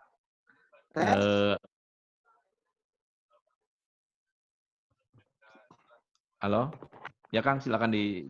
Silakan. Tes, makan. Masih ya, Pak. Ini mah berarti dari saya Kang yang bersalah daerah saya ini. Siap. Oke. Tes. Nah, itu bagus kan? Oke. Nah, kita lanjut aja. Jadi tadi kan saya utilize ya. Saya kasih contoh satu lagi deh. Suatu kali saya datang ke ada diskusi dengan seorang dokter gigi di Bandung. Nah, dokter gigi ini udah menspesialiskan dia untuk dokter gigi anak. Nah, suatu kali dia nanya, Kang Asep, emang hipnosis bisa dipakai nih dalam rangka dokter gigi gitu kan? Oh, bisa, saya bilang. Nah, kebetulan di situ sudah ada tuh anak-anak yang dia praktek sekitar jam 2 dan sudah ada beberapa pasien anak-anak di luar. Nah, saya bilang, saya tanya sama dia gini, Anda kalau menentukan pasien pertama Anda gimana caranya? Dia bilang ya, berdasarkan urutan datang. Wah, kalau kayak gitu repot. Saya bilang, harusnya berdasarkan urutan keberanian anak. Karena kalau berdasarkan urutan datang, satu anak nangis, itu udah langsung tuh anak-anak yang lainnya langsung kabur kan gitu. Nah, dia ketawa tuh, karena sering kali kejadian katanya gitu. Nah, yang kedua saya bilang, coba, apa namanya, perawat gigi yang membantu Anda apakah senang dengan dunia anak? Enggak. Oh enggak, bahkan banyak orang ketakutan dengan perawat giginya. Ya, kalau bisa coba diganti lah. Saya bilang. Yang ketiga, yang diganti bukan orang yang saya bilang ganti pendekatan terhadap anak, sama dengan pendekatan terhadap orang dewasa. Sekedar info saja Kang Iwan, yang namanya Hercules itu kan jago tuh Pak Iwan. Iya. Ya, Reman jago lah. Hercules aja kan takut sama dia suntik Kang Iwan. Ya, nah jadi apalagi, nah yang repotnya lagi anak-anak yang di dalam di dokter gigi itu kan kebanyakan juga korban sugesti orang tua gitu. Nanti kalau kamu macam-macam saya bawa ke dokter gigi kan banyak itu, sehingga dokter gigi udah disugestikan adalah makhluk yang paling menakutkan di muka bumi. Nah yang berikutnya, apa yang paling ditakuti oleh anak-anak sebenarnya adalah suara dengingnya bor. Suara dengingnya bor itu, coba kalau di telinga itu kan mengerikannya luar biasa. Nah, jadi saya waktu itu adalah seringkali ngomong begini, coba kamu main cara berpikir anak-anak. Anak-anak itu misalnya apa? Oh, senang dengan helikopter. Jadi, perkenalkan itu tempat duduk itu sebagai seakan-akan naik helikopter. Bisa naik, bisa turun. Gitu ya. Dan kemudian juga pada waktu si klien kanak-kanak itu suruh tutup mata. Pada waktu tutup mata, dengerin, helikopter itu kan punya baling-baling. Bunyi baling-balingnya seperti ini. Nah, sehingga terasosiasi yang namanya seluruh kegiatan di klinik gigi itu seperti bermain helikopter. Nah, Asep utilize antara lain juga adalah begitu. Bagaimana kita memanfaatkan cara berpikir anak dan membuat asosiasi baru dengan sebuah kegiatan-kegiatan baru. Begitu, Kang Iwan? Siap, Kang. Ini kita lanjut ya. Mohon pendalaman tentang keistimewaan atau kelebihan pendekatan Milton dengan hipno konvensional selain struktur yang dinamis. Silakan, Kang Asep. Mungkin begini, masyarakat gini mungkin. Saya tidak mengatakan yang satu lebih baik daripada yang lain, enggak lah. Saya sih ngelihatnya adalah dalam konteks Anda sangat tergantung ketemu dengan konteks apa. Ya, jadi saya sering juga menggunakan pendekatan konvensional gitu. Kalau konteksnya itu menurut saya akan relatif lebih efisien dan dibutuhkan oleh pasien. Misalnya gini, saya ketemu preman Garut, Jager Garut. Cing atau alah, nah di hipnosis gua, gitu. Saya jarang pakai diksenian di tema-tema kayak gitu karena udah reman kan biasa kepalanya dipukulin dan segala macam ya, pakai pendekatan konvensional saya tema-tema kayak gitu. Karena bagi dia dipukulin udah biasa, kepalanya dibuat shock kayak gitu udah biasa. Nah, jadi mungkin bagusnya kita tidak mengatakan satu lebih baik daripada yang lain. Jadi artinya setiap pendekatan pasti punya prinsipnya. Jadi selama prinsip itu dipertimbangkan, maka pendekatan itu bagus di tema itu. Nah, saya bicara dulu konvensional. Jadi konvensional itu kalau misalnya di dalam pendekatan-pendekatan Milton kan dipandangnya adalah sebagai authoritarian approach. Nah, jadi authoritarian approach itu adalah berarti memandang bahwa terapis itu mempunyai kewenangan yang sangat dan klien adalah samina wa atona. Jadi dengar dan taat kepada terapis. Nah, untuk tipikal klien yang begitu cocok tuh. Jadi saya sering kali juga menggunakan pendekatan konvensional kalau misalnya tipikal klien yang begitu, di mana akan aja saya menurut, mau dibawa ke hitam ayu, mau dibawa ke putih kayu, bahkan mau dibawa ke lubang semut pun ayo. Nah yang kayak gitu mah pendekatan konvensional cocok. Nah semua orang-orang yang biasa datang ke dukun, Kang Iwan, cocok menggunakan pendekatan konvensional. Saya ulangi lagi karena saya. Semua orang yang terbiasa datang ke dukun, ngikutin maunya dukun, dukun kan seringkali meminta syarat yang aneh-aneh. Nah jadi kalau saya kadang-kadang seringkali tuh kalau ada klien gini, mohon maaf, ini tolong dijawab. Kalau Anda jawabnya jujur, saya bantu. Kalau Anda jawabnya tidak jujur, saya tahu bahwa Anda tidak jujur. Nah, orang pernah ke dukun nggak? Pernah. Nah, udah, pakai konvensional tuh Kang, kalau saya kayak gitu. Siap. Ya karena apa? Dia udah di dalam benaknya, udah sandi nama tona gitu. Betul. Jadi itu prinsip asset utilize juga gitu. Nah, dia udah senang ke dukun, dia udah terbiasa ngikutin tanpa bertanya gitu. Nah, tetapi gitu ya. ketika ketemu dengan klien yang pertama, orang yang bersangkutan punya wibawa tinggi, orang yang bersangkutan punya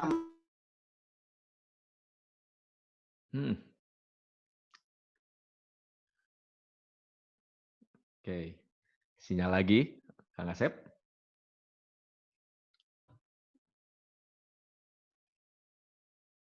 Oke, Mahe, kita tunggu aja, nggak apa-apa. Biarin dulu kayaknya Kang Asep sinyal lagi. Teman-teman, tadi kita bisa simpulkan bahwa artinya apa? Kita yang harus menyesuaikan, apakah pakai konvensional, artinya tidak perlu, wah yang konvensional lebih hebat, Milton lebih hebat. Tapi kalau teman-teman yang sudah jadi hipnoterapis, yang jadi terapis, bisa keduanya, maka teman-teman bisa memilih nih, pakai pendekatan yang mana nih, persuasifnya ala Milton atau pakai otoritatif gayanya konvensional. Kenapa? Karena bagi saya, mungkin saya yakin bagi Kang Asep juga, tidak ada suatu teknik yang paling hebat di dunia ini.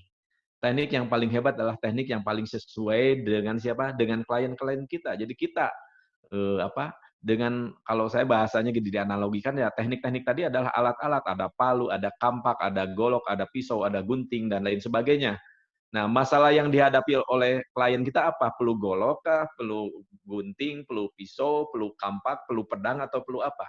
Kita yang harus memilih alat-alat tadi sehingga bisa mempermudah klien kita menyelesaikan masalahnya dan mempermudah kita juga menyelesaikan masalahnya.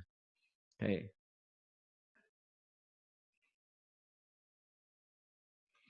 Baik. Mbak Hai, monitor. Tolong dikontak lagi Kang Asep, ngeheng kayaknya. Selama saya mempelajari dan mengaplikasikan Ericksonian, segala terapi jadi fleksibel baik tempat dan waktu. Karena kainnya lagi kayak magic, karena dari obrolan biasa bisa sangat powerful. Kalian Pak Iwan dan Kang Asep. Dari Pak Muhammad Hujairin, makasih Pak Aji, testimoninya. Oke, accept dari Kang Tisna, accept utilize seperti pacing Pak Asep. Bagaimana cara saat kita accept utilize? Misalkan tadi seperti kepreman tadi tidak ngaruh buat dia, berarti resiko kembali ke kita. Adakah cara lain? Terima kasih. Pakai. Terima kasih pakai Asep Pak. Oke, Kang Tisna, makasih. Ini pertanyaannya ke Kang Asep sih. Kita tunggu dulu Kang Asep. Apakah sama nggak accept utilize dengan pacing gitu? Mbak Haini, teman-teman? Oke.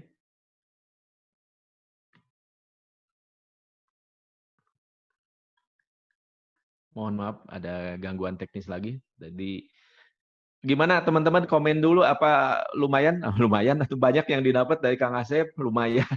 Gimana nih? Silakan komen dulu atau ada yang ditanyakan atau mau disampaikan ke Pak Iwan. Silakan kita ngobrol santai dulu. Pak Aji, mana Pak Aji? Ada Pak Aji. Pak Aji sudah belajar Ericksonian, Budian, siapa lagi nih yang sudah banyak belajar Ericksonian? Boleh berbagi Pak Aji, Pak Hujairin, silakan di unmute sedikit, berbagi sambil kita nunggu Kang Asep. Berbagi apa nih Kang? Ericksonian lah yang didapat dari Kang Asep. Gimana pengalaman Pak Aji nih membantu klien-kliennya? Silakan. Ya, makasih Kang kesempatannya. Aduh, saya disuruh ngomong lagi nih. Silakan. Dulu saya barengan Bu Dian nih belajarnya.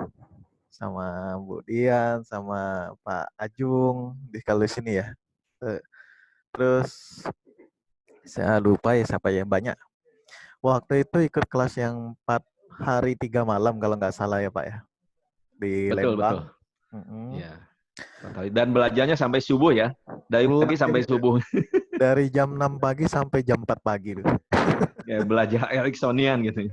Iya, dari jam 6 pagi sampai jam 4 pagi. Tetapi dari siksaan selama 4 hari 3 malam itu ternyata mendapatkan pemahaman yang luar biasa. Yang tadinya saya mengira bahwa teknik-teknik itu harus seperti itu, seperti gaya klasik, ternyata enggak juga. Dulu mungkin kendala saya juga sama ya, mungkin sama-sama ketika saya waktu baru belajar yang klasik dulu bahwa teknik hipnosis itu harus dengan cara ya gitu-gitu aja gitu loh. Nah, ada yang kelompok misalnya 5%, 10% sulit, terus ada yang 10% gampang, itu saya sekarang udah lupa deh persentasenya. Yang sekian persen moderat, ternyata dengan metode ini, dengan Ericksonian ini ternyata enggak ada yang sulit kok gitu. Terus enaknya lagi akhirnya saya lepas sorry ya, bukan lepas, maksudnya ya sudah saya ganti gaya aja. Saya kalau ngobrol sama orang ya bisa di mobil, bisa di mana aja, yang penting bisa bantu aja, gitu aja lah prinsipnya Pak. Makanya saya bilang tadi fleksibel ya gitu. Makasih Pak Iwan. Siap, makasih nih Pak Haji. Ini Kang Asep, Pak Haji lagi bercerita nih, disiksa Kang Asep 4 hari 3 malam ya, dari jam 6 pagi. Dan ini militer, Kang Haji ini mayor ya, mayor infanteri, disiksa oleh Kang Asep. Ini dukun dari kampung. Termasuk saya yang cerita takut jarum gimana suntik. Nih, termasuk Pak Haji ini yang takut jarum suntik nih. Kang Asep silakan disambung. Tadi kita ngomongin ini. Ini Jadi, ada tentara yang disiksa oleh Kang Asep gitu nih, yang saya disebut dukun. diledekin gara-gara takut jarum suntik. Heran ya, dalam waktu cuma berapa menit hilang tuh itu ketakutan saya terhadap jarum suntik. Silakan Kang Asep udah masuk lagi nih Pak Haji. Silakan Kang Asep dijawab nih. Aduh. Assalamualaikum Kang, monggo. Nah, bentar, mic-nya di-mute Kang Asep ya. Oh Silakan. iya, mangga. Ya, mangga. Saya baik ya, jadi itu tadi ada seorang mayor Kang. Saya ingat jadi mayor, ingat ada orang yang kehilangan posisi jadi jenderal gara-gara jadi mayor pengen jadi ketua partai ini ya. Oke, Kang Iwan, jadi tadi kalau kita cermati memang apa yang dinyatakan oleh Pak Haji ya. Cuman Pak Haji gini, kalau misalnya ketemu dengan klien ya, pengen menggunakan pendekatan Ericksonian, tarif harus dibayar di muka Pak Haji. Kalau enggak, dia nggak ngerasa dia ngapain. Betul. Kalau saya udah begitu Kang. Sebelum masuk ke ruang terapi udah bayar dulu Kang, transfer dulu Kang. Lah iya, kalau enggak ya rugi kita. Kata dia kok udah selesai begitu aja gitu, rugi. Saya hampir dikatakan nggak pernah narik nih Kang. Bantu orang aja. Baik. Ya, jadi silakan kalau ada pertanyaan-pertanyaan dari Akang dan Teteh ya, monggo. Oke, Kang, ini masih kita lanjut ya, Kang. Tadi ada keputus. Ada ini pertanyaan dari Kang Trisna. Sebentar. Accept utilize seperti pacing Pak Asep di dalam NLP, bagaimana cara kita accept utilize? Misalkan tadi seperti yang Preman tadi tidak ngaruh buat dia. Berarti risiko kembali ke kita. Adakah cara lain? Terima kasih Kang Asep. Ya makanya penting sekali kalau gini, apa yang dilakukan oleh Milton itu, kalau kita berguru Milton itu adalah orang ya karena dia akademisi, maka dia juga termasuk orang yang melakukan survei cukup lama, Kang Iwan. Jadi artinya adalah itu yang barangkali jarang kita lakukan. Jadi survei terhadap pribadi orang jauh relatif lebih banyak dilakukan oleh Milton ketimbang memikirkan nanti mau ngomong apa. Nah, jadi di situ yang saya rasa adalah kelemahan kita tuh di situ. Kita kurang melakukan survei atau mencari data intelijen yang cukup banyak tentang si klien. Nah, Milton mau berlama-lama di dalam tema itu. Jadi begitu misalnya dia udah tahu oh kliennya begini, sehingga di dalam benak Milton maka nggak akan kaget gitu, nggak akan kaget orang ini kalau nolak ke sini dia punya ragam rute gitu untuk segera accept utilize gitu. Jadi katakanlah kalau saya misalnya kenal sama Kang Iwan, saya kenal 35 keunikan Kang Iwan, maka akan saya siap itu dengan 35 jurus gitu. Bukan cuma satu jurus ambrol, setelah itu wah emang nih kliennya nih apa namanya resisten, nggak begitu. Ya jadi artinya ragam itu. Dan jadi kalau misalnya teman-teman di NLP itu mempelajari misalnya itu kan mandala ya, leveling itu kan mandalanya dari Virginia Satir itu sebenarnya. Jadi bukan temuan orang-orang NLP sebenarnya itu. Mandala yang dari mulai behavioral sampai ke dalam spiritual itu kan sebenarnya itu personal mandala yang dibuat oleh Virginia Satir.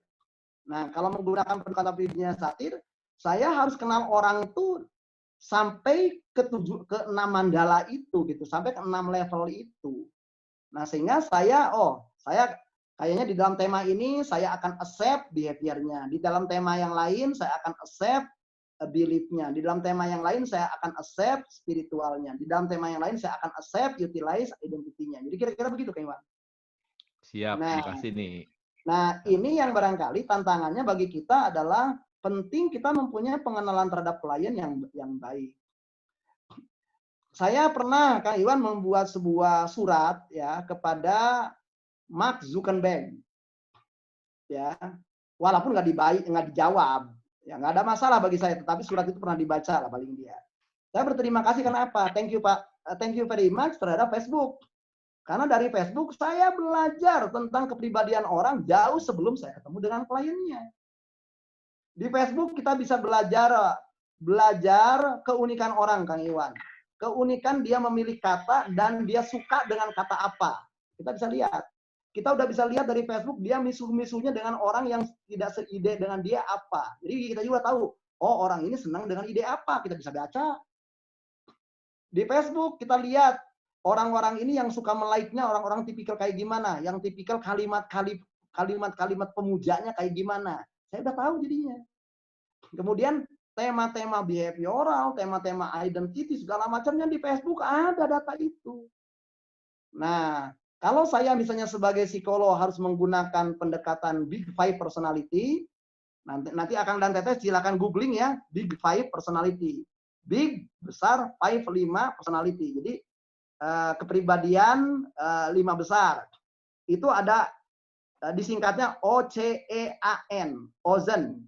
O itu openness, C conscientiousness, E extraversion, A adaptability, N neuroticism. Wah, itu kalau kita ngelihat kayak gitu, OZEN itu datanya ada itu di Facebooknya orang yang bersangkutan. Nah, sehingga dengan demikian, sebenarnya sebelum saya ketemu dengan klien, asalkan klien memberikan kepada saya akun Facebooknya, saya sudah punya ragam jurus dalam rangka approach klien. Gitu, Kang Iwan. Siap, Kang. Ini teman-teman jadi penting banget observasi, pengenalan gitu. Nyari tahu dulu lah gitu ya. Nih kalau jadi bin dulu berarti itu Kang ya. Oh, jadi bin, wajib kita jadi bin. Jadi bin dulu ya sebelum klien datang gitu ya. Oke, kalau di konvensional saya biasanya meminta klien untuk ngisi data dulu selain data semuanya. Jadi itu dikirimkan sebelumnya lewat email dan dari situ juga bisa pelajari dan ini ide bagus nih dari Facebook juga bisa ya Kang ya. Betul. Gitu. Karena di dalam Facebook, Iwan, kalau menurut saya, kelebihan Facebook dibandingkan medsos lain, di Facebook itu lengkap data-data tuh Pak Iwan. Data tertulis ada, data gambar ada, data kebiasaan-kebiasaan orang ada. Jadi kalau misalnya kita udah tahu misalnya OZEN tadi ya, oh orang ini ternyata tidak terbuka di dalam tema tertentu. Ya udah di-accept di tema itu. Oh orang ini ternyata tidak rapi. Tidak rapinya pun dibuat. Bahkan dulu, mohon maaf nih, pada waktu saya di Jakarta itu kan saya seringkali ngebantu teman saya namanya Cassandra. Ya beliau cantik, rapi. Nah kalau saya ngelihat kliennya nih, klien yang akan datang adalah tipikal tidak rapi. Maka ruangan pun tidak serapinya itu, saya buat sedikit acak-acakan. Saya tahu klien ternyata adalah di dalam Facebooknya seringkali menggunakan warna-warna nuansa ungu. Maka saya pinjam ke Cassandra, aku pinjam dong apa namanya sal kamu yang berwarna ungu. Ada tuh, diambil aja di laci nomor sekian kata dia. Ya udah, saya walaupun pakaian saya apa, saya pakai shawl berwarna ungu. Jadi pada waktu saya datang ketemu dengan klien, si klien udah lihat, orang ini sama nih suka dengan gue nih warna ungu. Nah, jadi tema accept utilize itu bisa kemana-mana gitu. Jadi unconsciously itu bisa kita kelola sampai ke cara berpakaian, term yang kita gunakan, nada omongan gitu ya. Bisa kita mulai dari situ gitu jadinya. Nah, dengan demikian tiada penolakan karena kamu ungu, aku ungu, kita dipersatukan oleh ungu. Dan apapun yang kamu katakan adalah pasti cocok karena kamu adalah ungu. Kan jadi begitu. Nah, asik nih, Kang. Ayo teman-teman, kalau saya di Igo ngajarin bahwa jagonya Milton tuh ngapain? Dia jago menutupi semua jalan tadi karena jalan apapun kita mau lewat, Milton sudah nutupin semuanya gitu. Jadi nggak ada tuh mau keluar kemanapun sudah dijagain sama Milton. Poinnya itu ya Kang Asep ya? Ya poinnya tadi survei Kang. Poinnya karena Kang Iwan ini doktor, jadi riset lah. Poinnya riset sebenarnya. Nah itu yang barangkali banyak orang-orang tidak sampai ke sana. Karena itu kenapa hipnoterapis di Amerika wajib S2 kan Kang?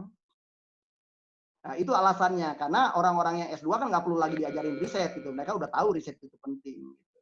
Betul. Siap.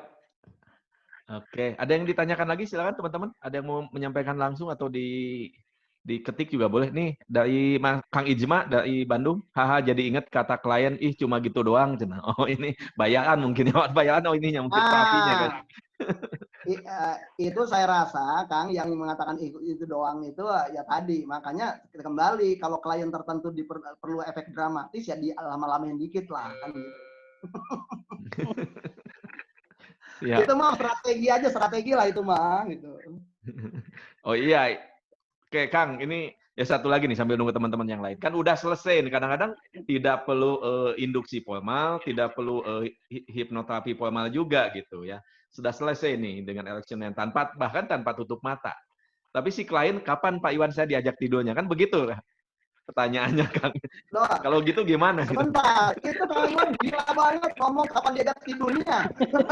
Itu klien itu Kang. Yang perempuan Kang Iwan. Astagfirullahaladzim. Aduh, kapan diajak tidur? Jadi harus mau nggak mau harus dihipnosis formal juga ya Kang ya? Nah, menjawab pertanyaan Kang Iwan, penting sekali dari awal klien itu ditanya tujuan Kang Iwan. Jadi gini, klien pertama kali ditanya tujuan kamu apa? Misalnya klien mengatakan tujuan saya X. Menurut kamu, tanya juga supaya X itu kamu bayangannya saya akan melakukan tindakan apa? Nah kalau si klien mengatakannya gini, ya saya nggak tahu, pokoknya terserah Bapak, saya mengikuti yang paling penting saya mencari tujuan. Nah yang kayak gituan boleh tuh, nggak usah pakai tidur. Tapi kalau klien mengatakan gini, saya sih ngebayangin saya akan ditidurkan, bukan ditiduri loh Iwan ya.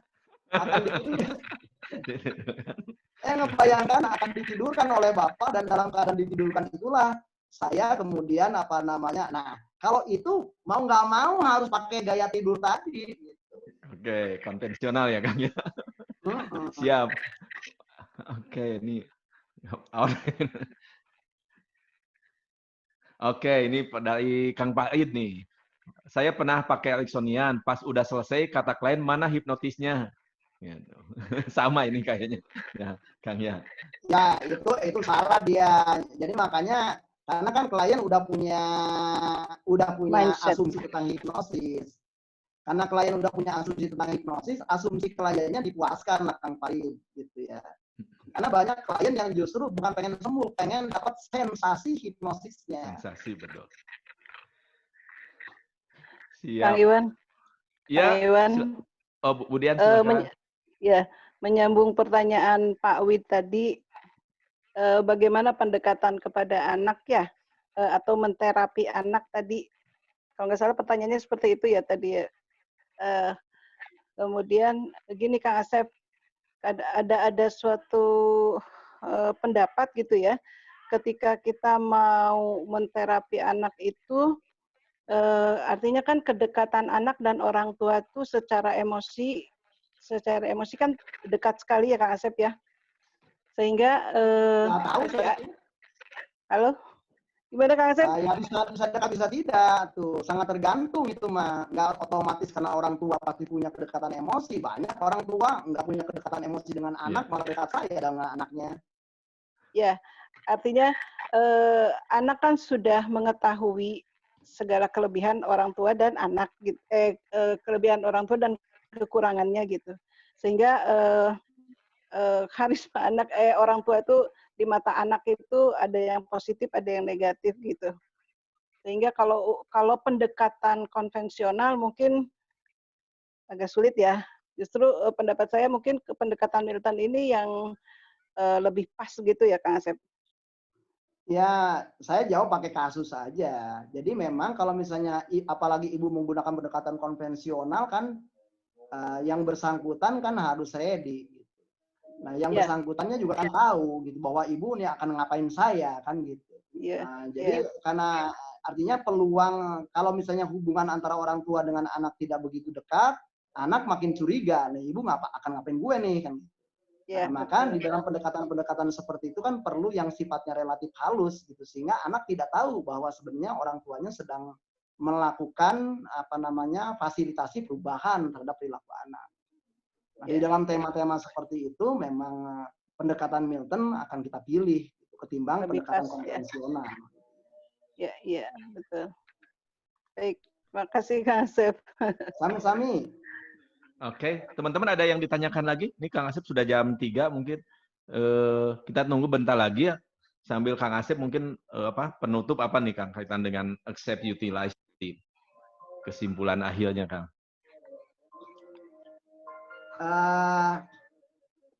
Kesimpulan akhirnya sih kalau menurut saya Kang Iwan,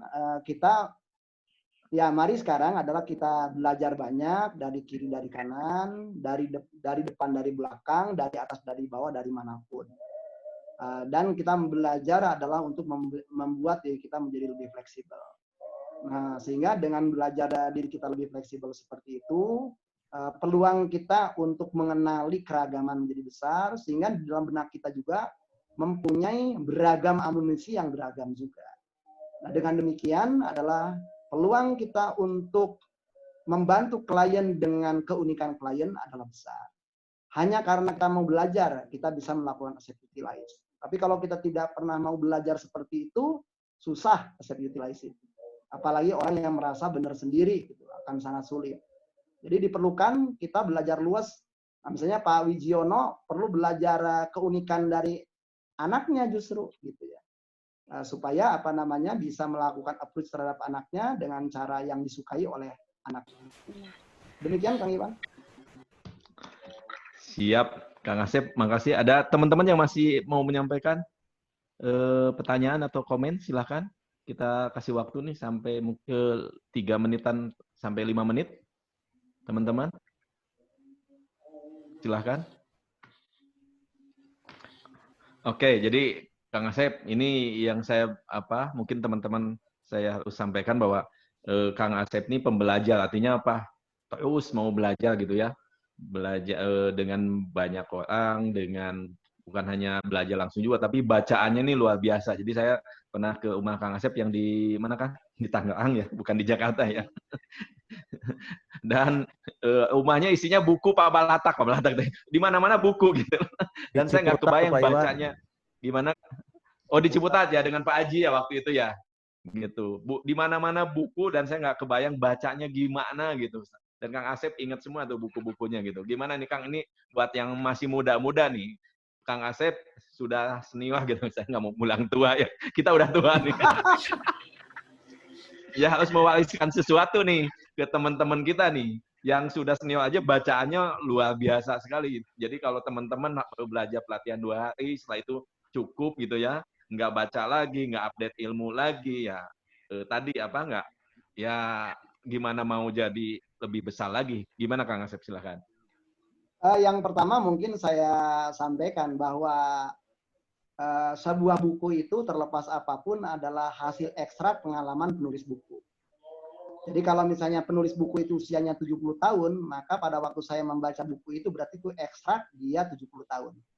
Nah berarti kalau saya mau membaca buku dia, itu sama dengan saya hidup 70 tahun.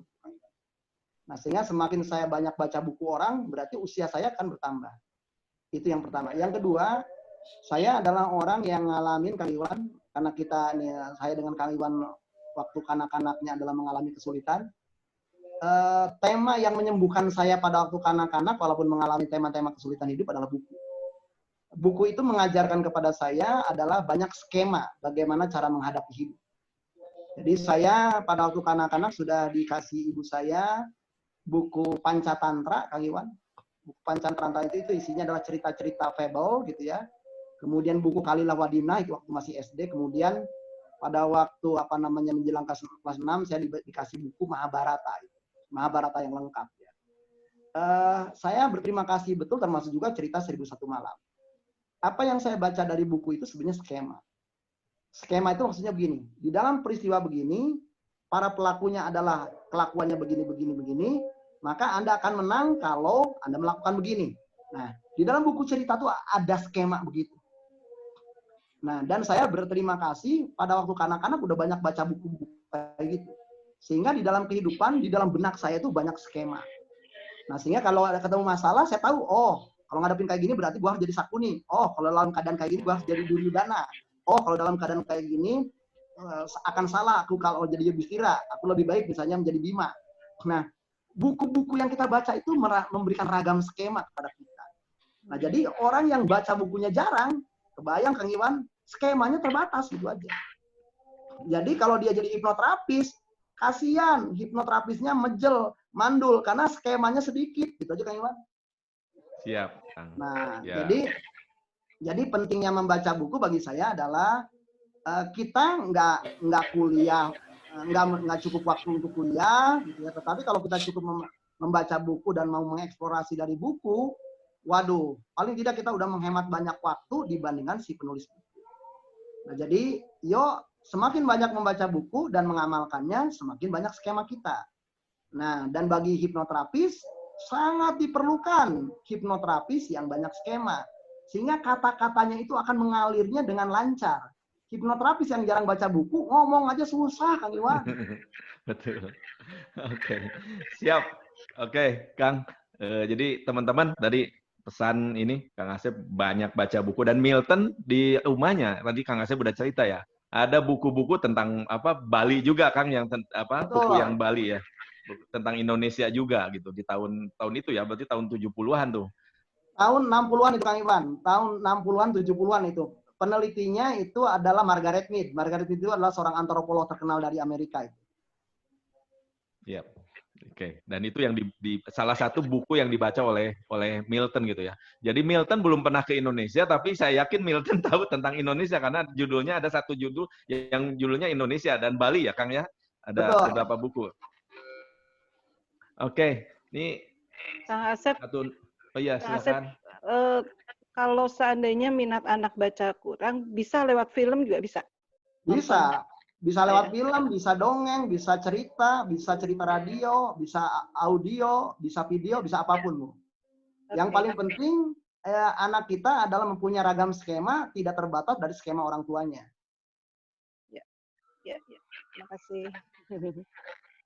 Oke, ini Kang satu lagi nih karena Milton bacaannya banyak banget dan salah satu pola yang dipakai di dalam Ericksonian adalah memainkan drama gitu. Jadi Milton tuh bermain peran di situ ya. Artinya bacaan-bacanya harus banyak juga karena memainkan drama jadi si A, jadi si B, jadi banyak banget. Dan tadi metaforanya, ceritanya, indirect story-nya kan luar biasa sekali, Kang. Gitu.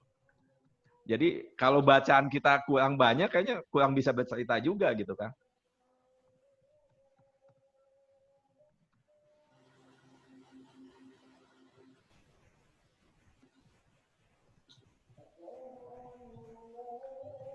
Oke, ini dari Pak sambil nunggu Kang.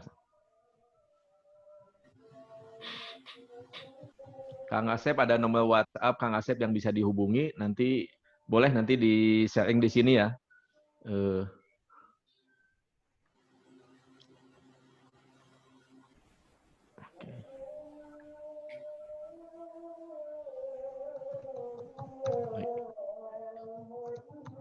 Ini oke, dari teman-teman ini hatunun Kang Asep, Kang Iwan ilmunya hasil diskusi bermanfaat dan bisa membantu. Dari Pak Jen, Dr. Jen, closing Kang Asep, Heogani motivasi membaca lebih banyak buku bermutu saat menggugah dan mengubah. Terima kasih. Menarik sekali Kang Asep materinya. Satu lagi pentingnya membaca banyak buku dan memperluas wawasan untuk memperkaya skema. Oke, ini panitia seminar Pak Teguh nih. Ada nomor WA Kang Asep bisa dihubungi. Boleh nanti bisa oleh Kang Iwan aja lah itu. Siap, nanti di share ya, di apa? Boleh kontak Mbak Hai ya, yang kemarin di pengumuman ada Mbak Hai, nanti minta ke Mbak Hai aja nomor Kang Asep. Itu Kang, teman-teman ada yang disampaikan lagi? Cukup ya?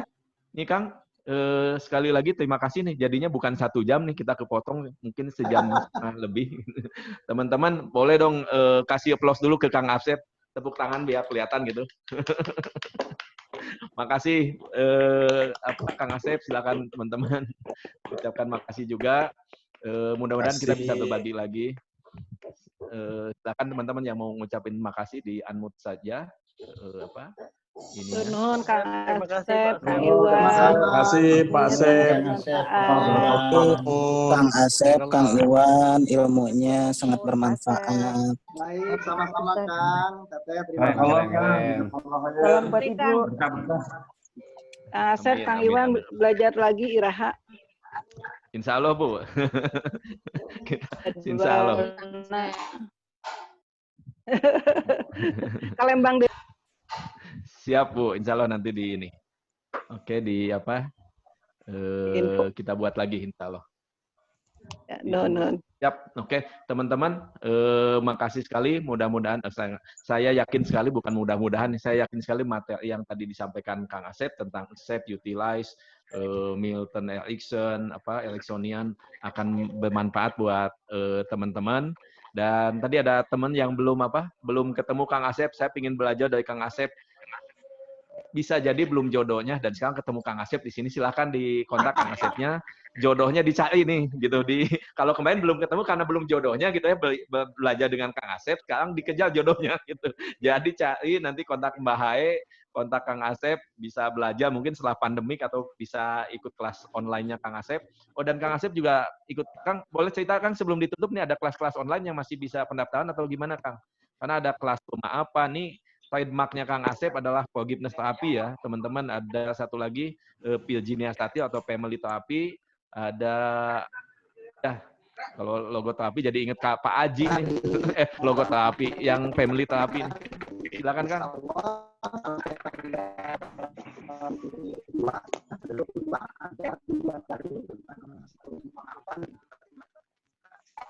Ya, apa saja Facebook saya ini dan akan ada boleh ikut ke komunitas mana saja.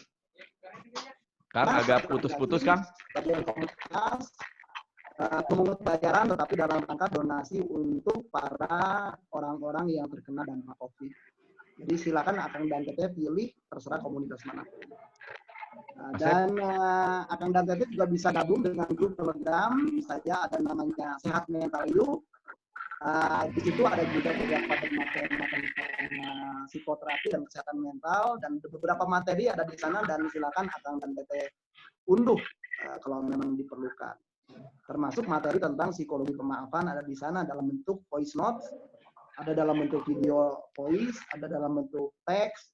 Silakan dikunjungi saja Sehat Mental Yuk gitu ya, Telegramnya. Ya. Nah, kemudian kalau ada, kebetulan ini juga selama 2 bulan ini ada kuliah daring, 8 pertemuan untuk tema terapi keluarga Virginia Satir, kemudian tentang menjadi konselor bagi keluarga dan kolega, kemudian tentang bagaimana pengelolaan kebencanaan, kemudian mengelola stres, psikologi sufi, kemudian materi tentang psikologi trauma dan psikologi pemaafan. Itu ada sedang berlangsung. Jadi silakan kunjungi Facebook saya Asep Hairulgani. Oke, baik teman-teman tuh banyak banget tadi. Kang Asep begitu aktif di ini ya di Facebook ya Kang. Tinggal cari Asep Hairulgani yang baru ketemu Kang Asep. Nanti bisa di Japri juga. Yang perlu WhatsApp-nya nanti kontak Mbak Hae yang ada nomor Mbak Hae kemarin di undangan ya, di undangan kemarin ada. Atau kalau nggak di YouTube juga ada kontak Mbak Hae juga di YouTube, bisa dicek juga ya. Baik, itu ya teman-teman. Kang Asep mungkin Ditutup dengan apa? Ditutup dengan hamdalah ya. Alhamdulillah rabbil alamin. Terima kasih Kang Asep.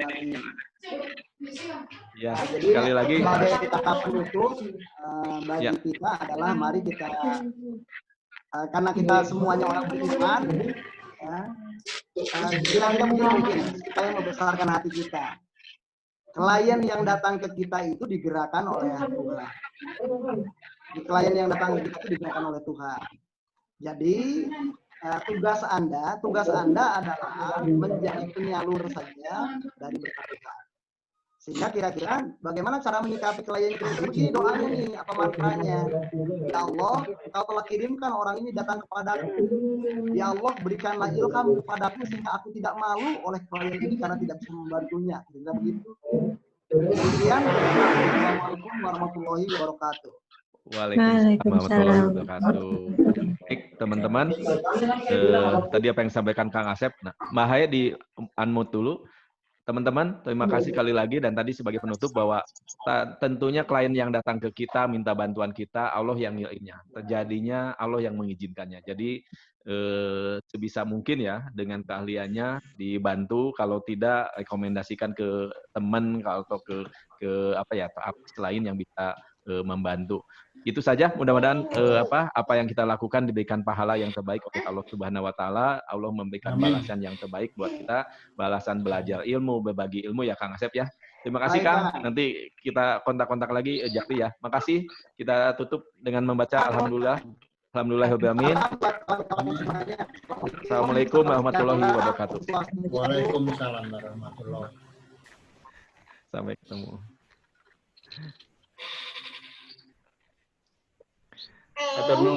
Terima kasih. Ya, mangga silakan. Kita pamitan ya.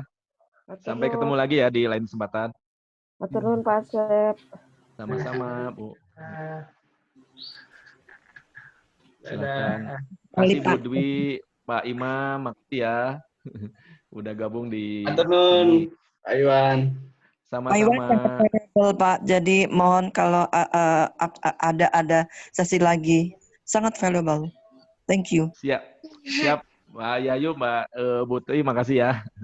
Terima kasih, sama-sama. Insya Allah. Terima kasih Pak Iwan. Sama-sama. Pamit ya Pak Ali, silahkan pamit teman-teman. Mas Imam, Pak Dasmawan, Pak Irwan. Makasih Pak Iwan. Makasih semuanya, Pak Jul, Bu Siti, makasih ya. Terima kasih Pak. Ketemu di kelas Ericksonian Pak Imam. Ya, sampai ketemu di kelas Ericksonian Pak Wiji ya. Siap belajar ya. Ya, Pak, ya. Kang Ijma, nanti kontak saya ya. Saya mau bikin janji ya. Saya takut nomornya ini ya Pak, yang lama nih, Mas Kang Ijma nih. Mohon dicatat. Masih yang lama apa nomornya? Siap. Kita berbagi tentang anak-anak nih, ditunggu. Siap. Oke, Mas Pak Mr. Dwi, makasih. Ya. Bu Yani, alhamdulillah makasih ya. Semangat terus Bu. Praktek hipnonya. Pak Jul, Pak Wiji, kita ketemu nanti di kelas NGS ya. Siap-siap ya. Makasih. Ya. Pak Ijma, Kang, nanti kontak ya Kang ya. Bentar ya. Kita tutup nih. Mbak Yayu, Mbak Tri, makasih ya. Sudah kita, Mbak Haye, makasih ya. Makasih Mbak Haye, silakan. Pak Wiji, saya pamit. Assalamualaikum. Ya, Waalaikumsalam. Waalaikumsalam.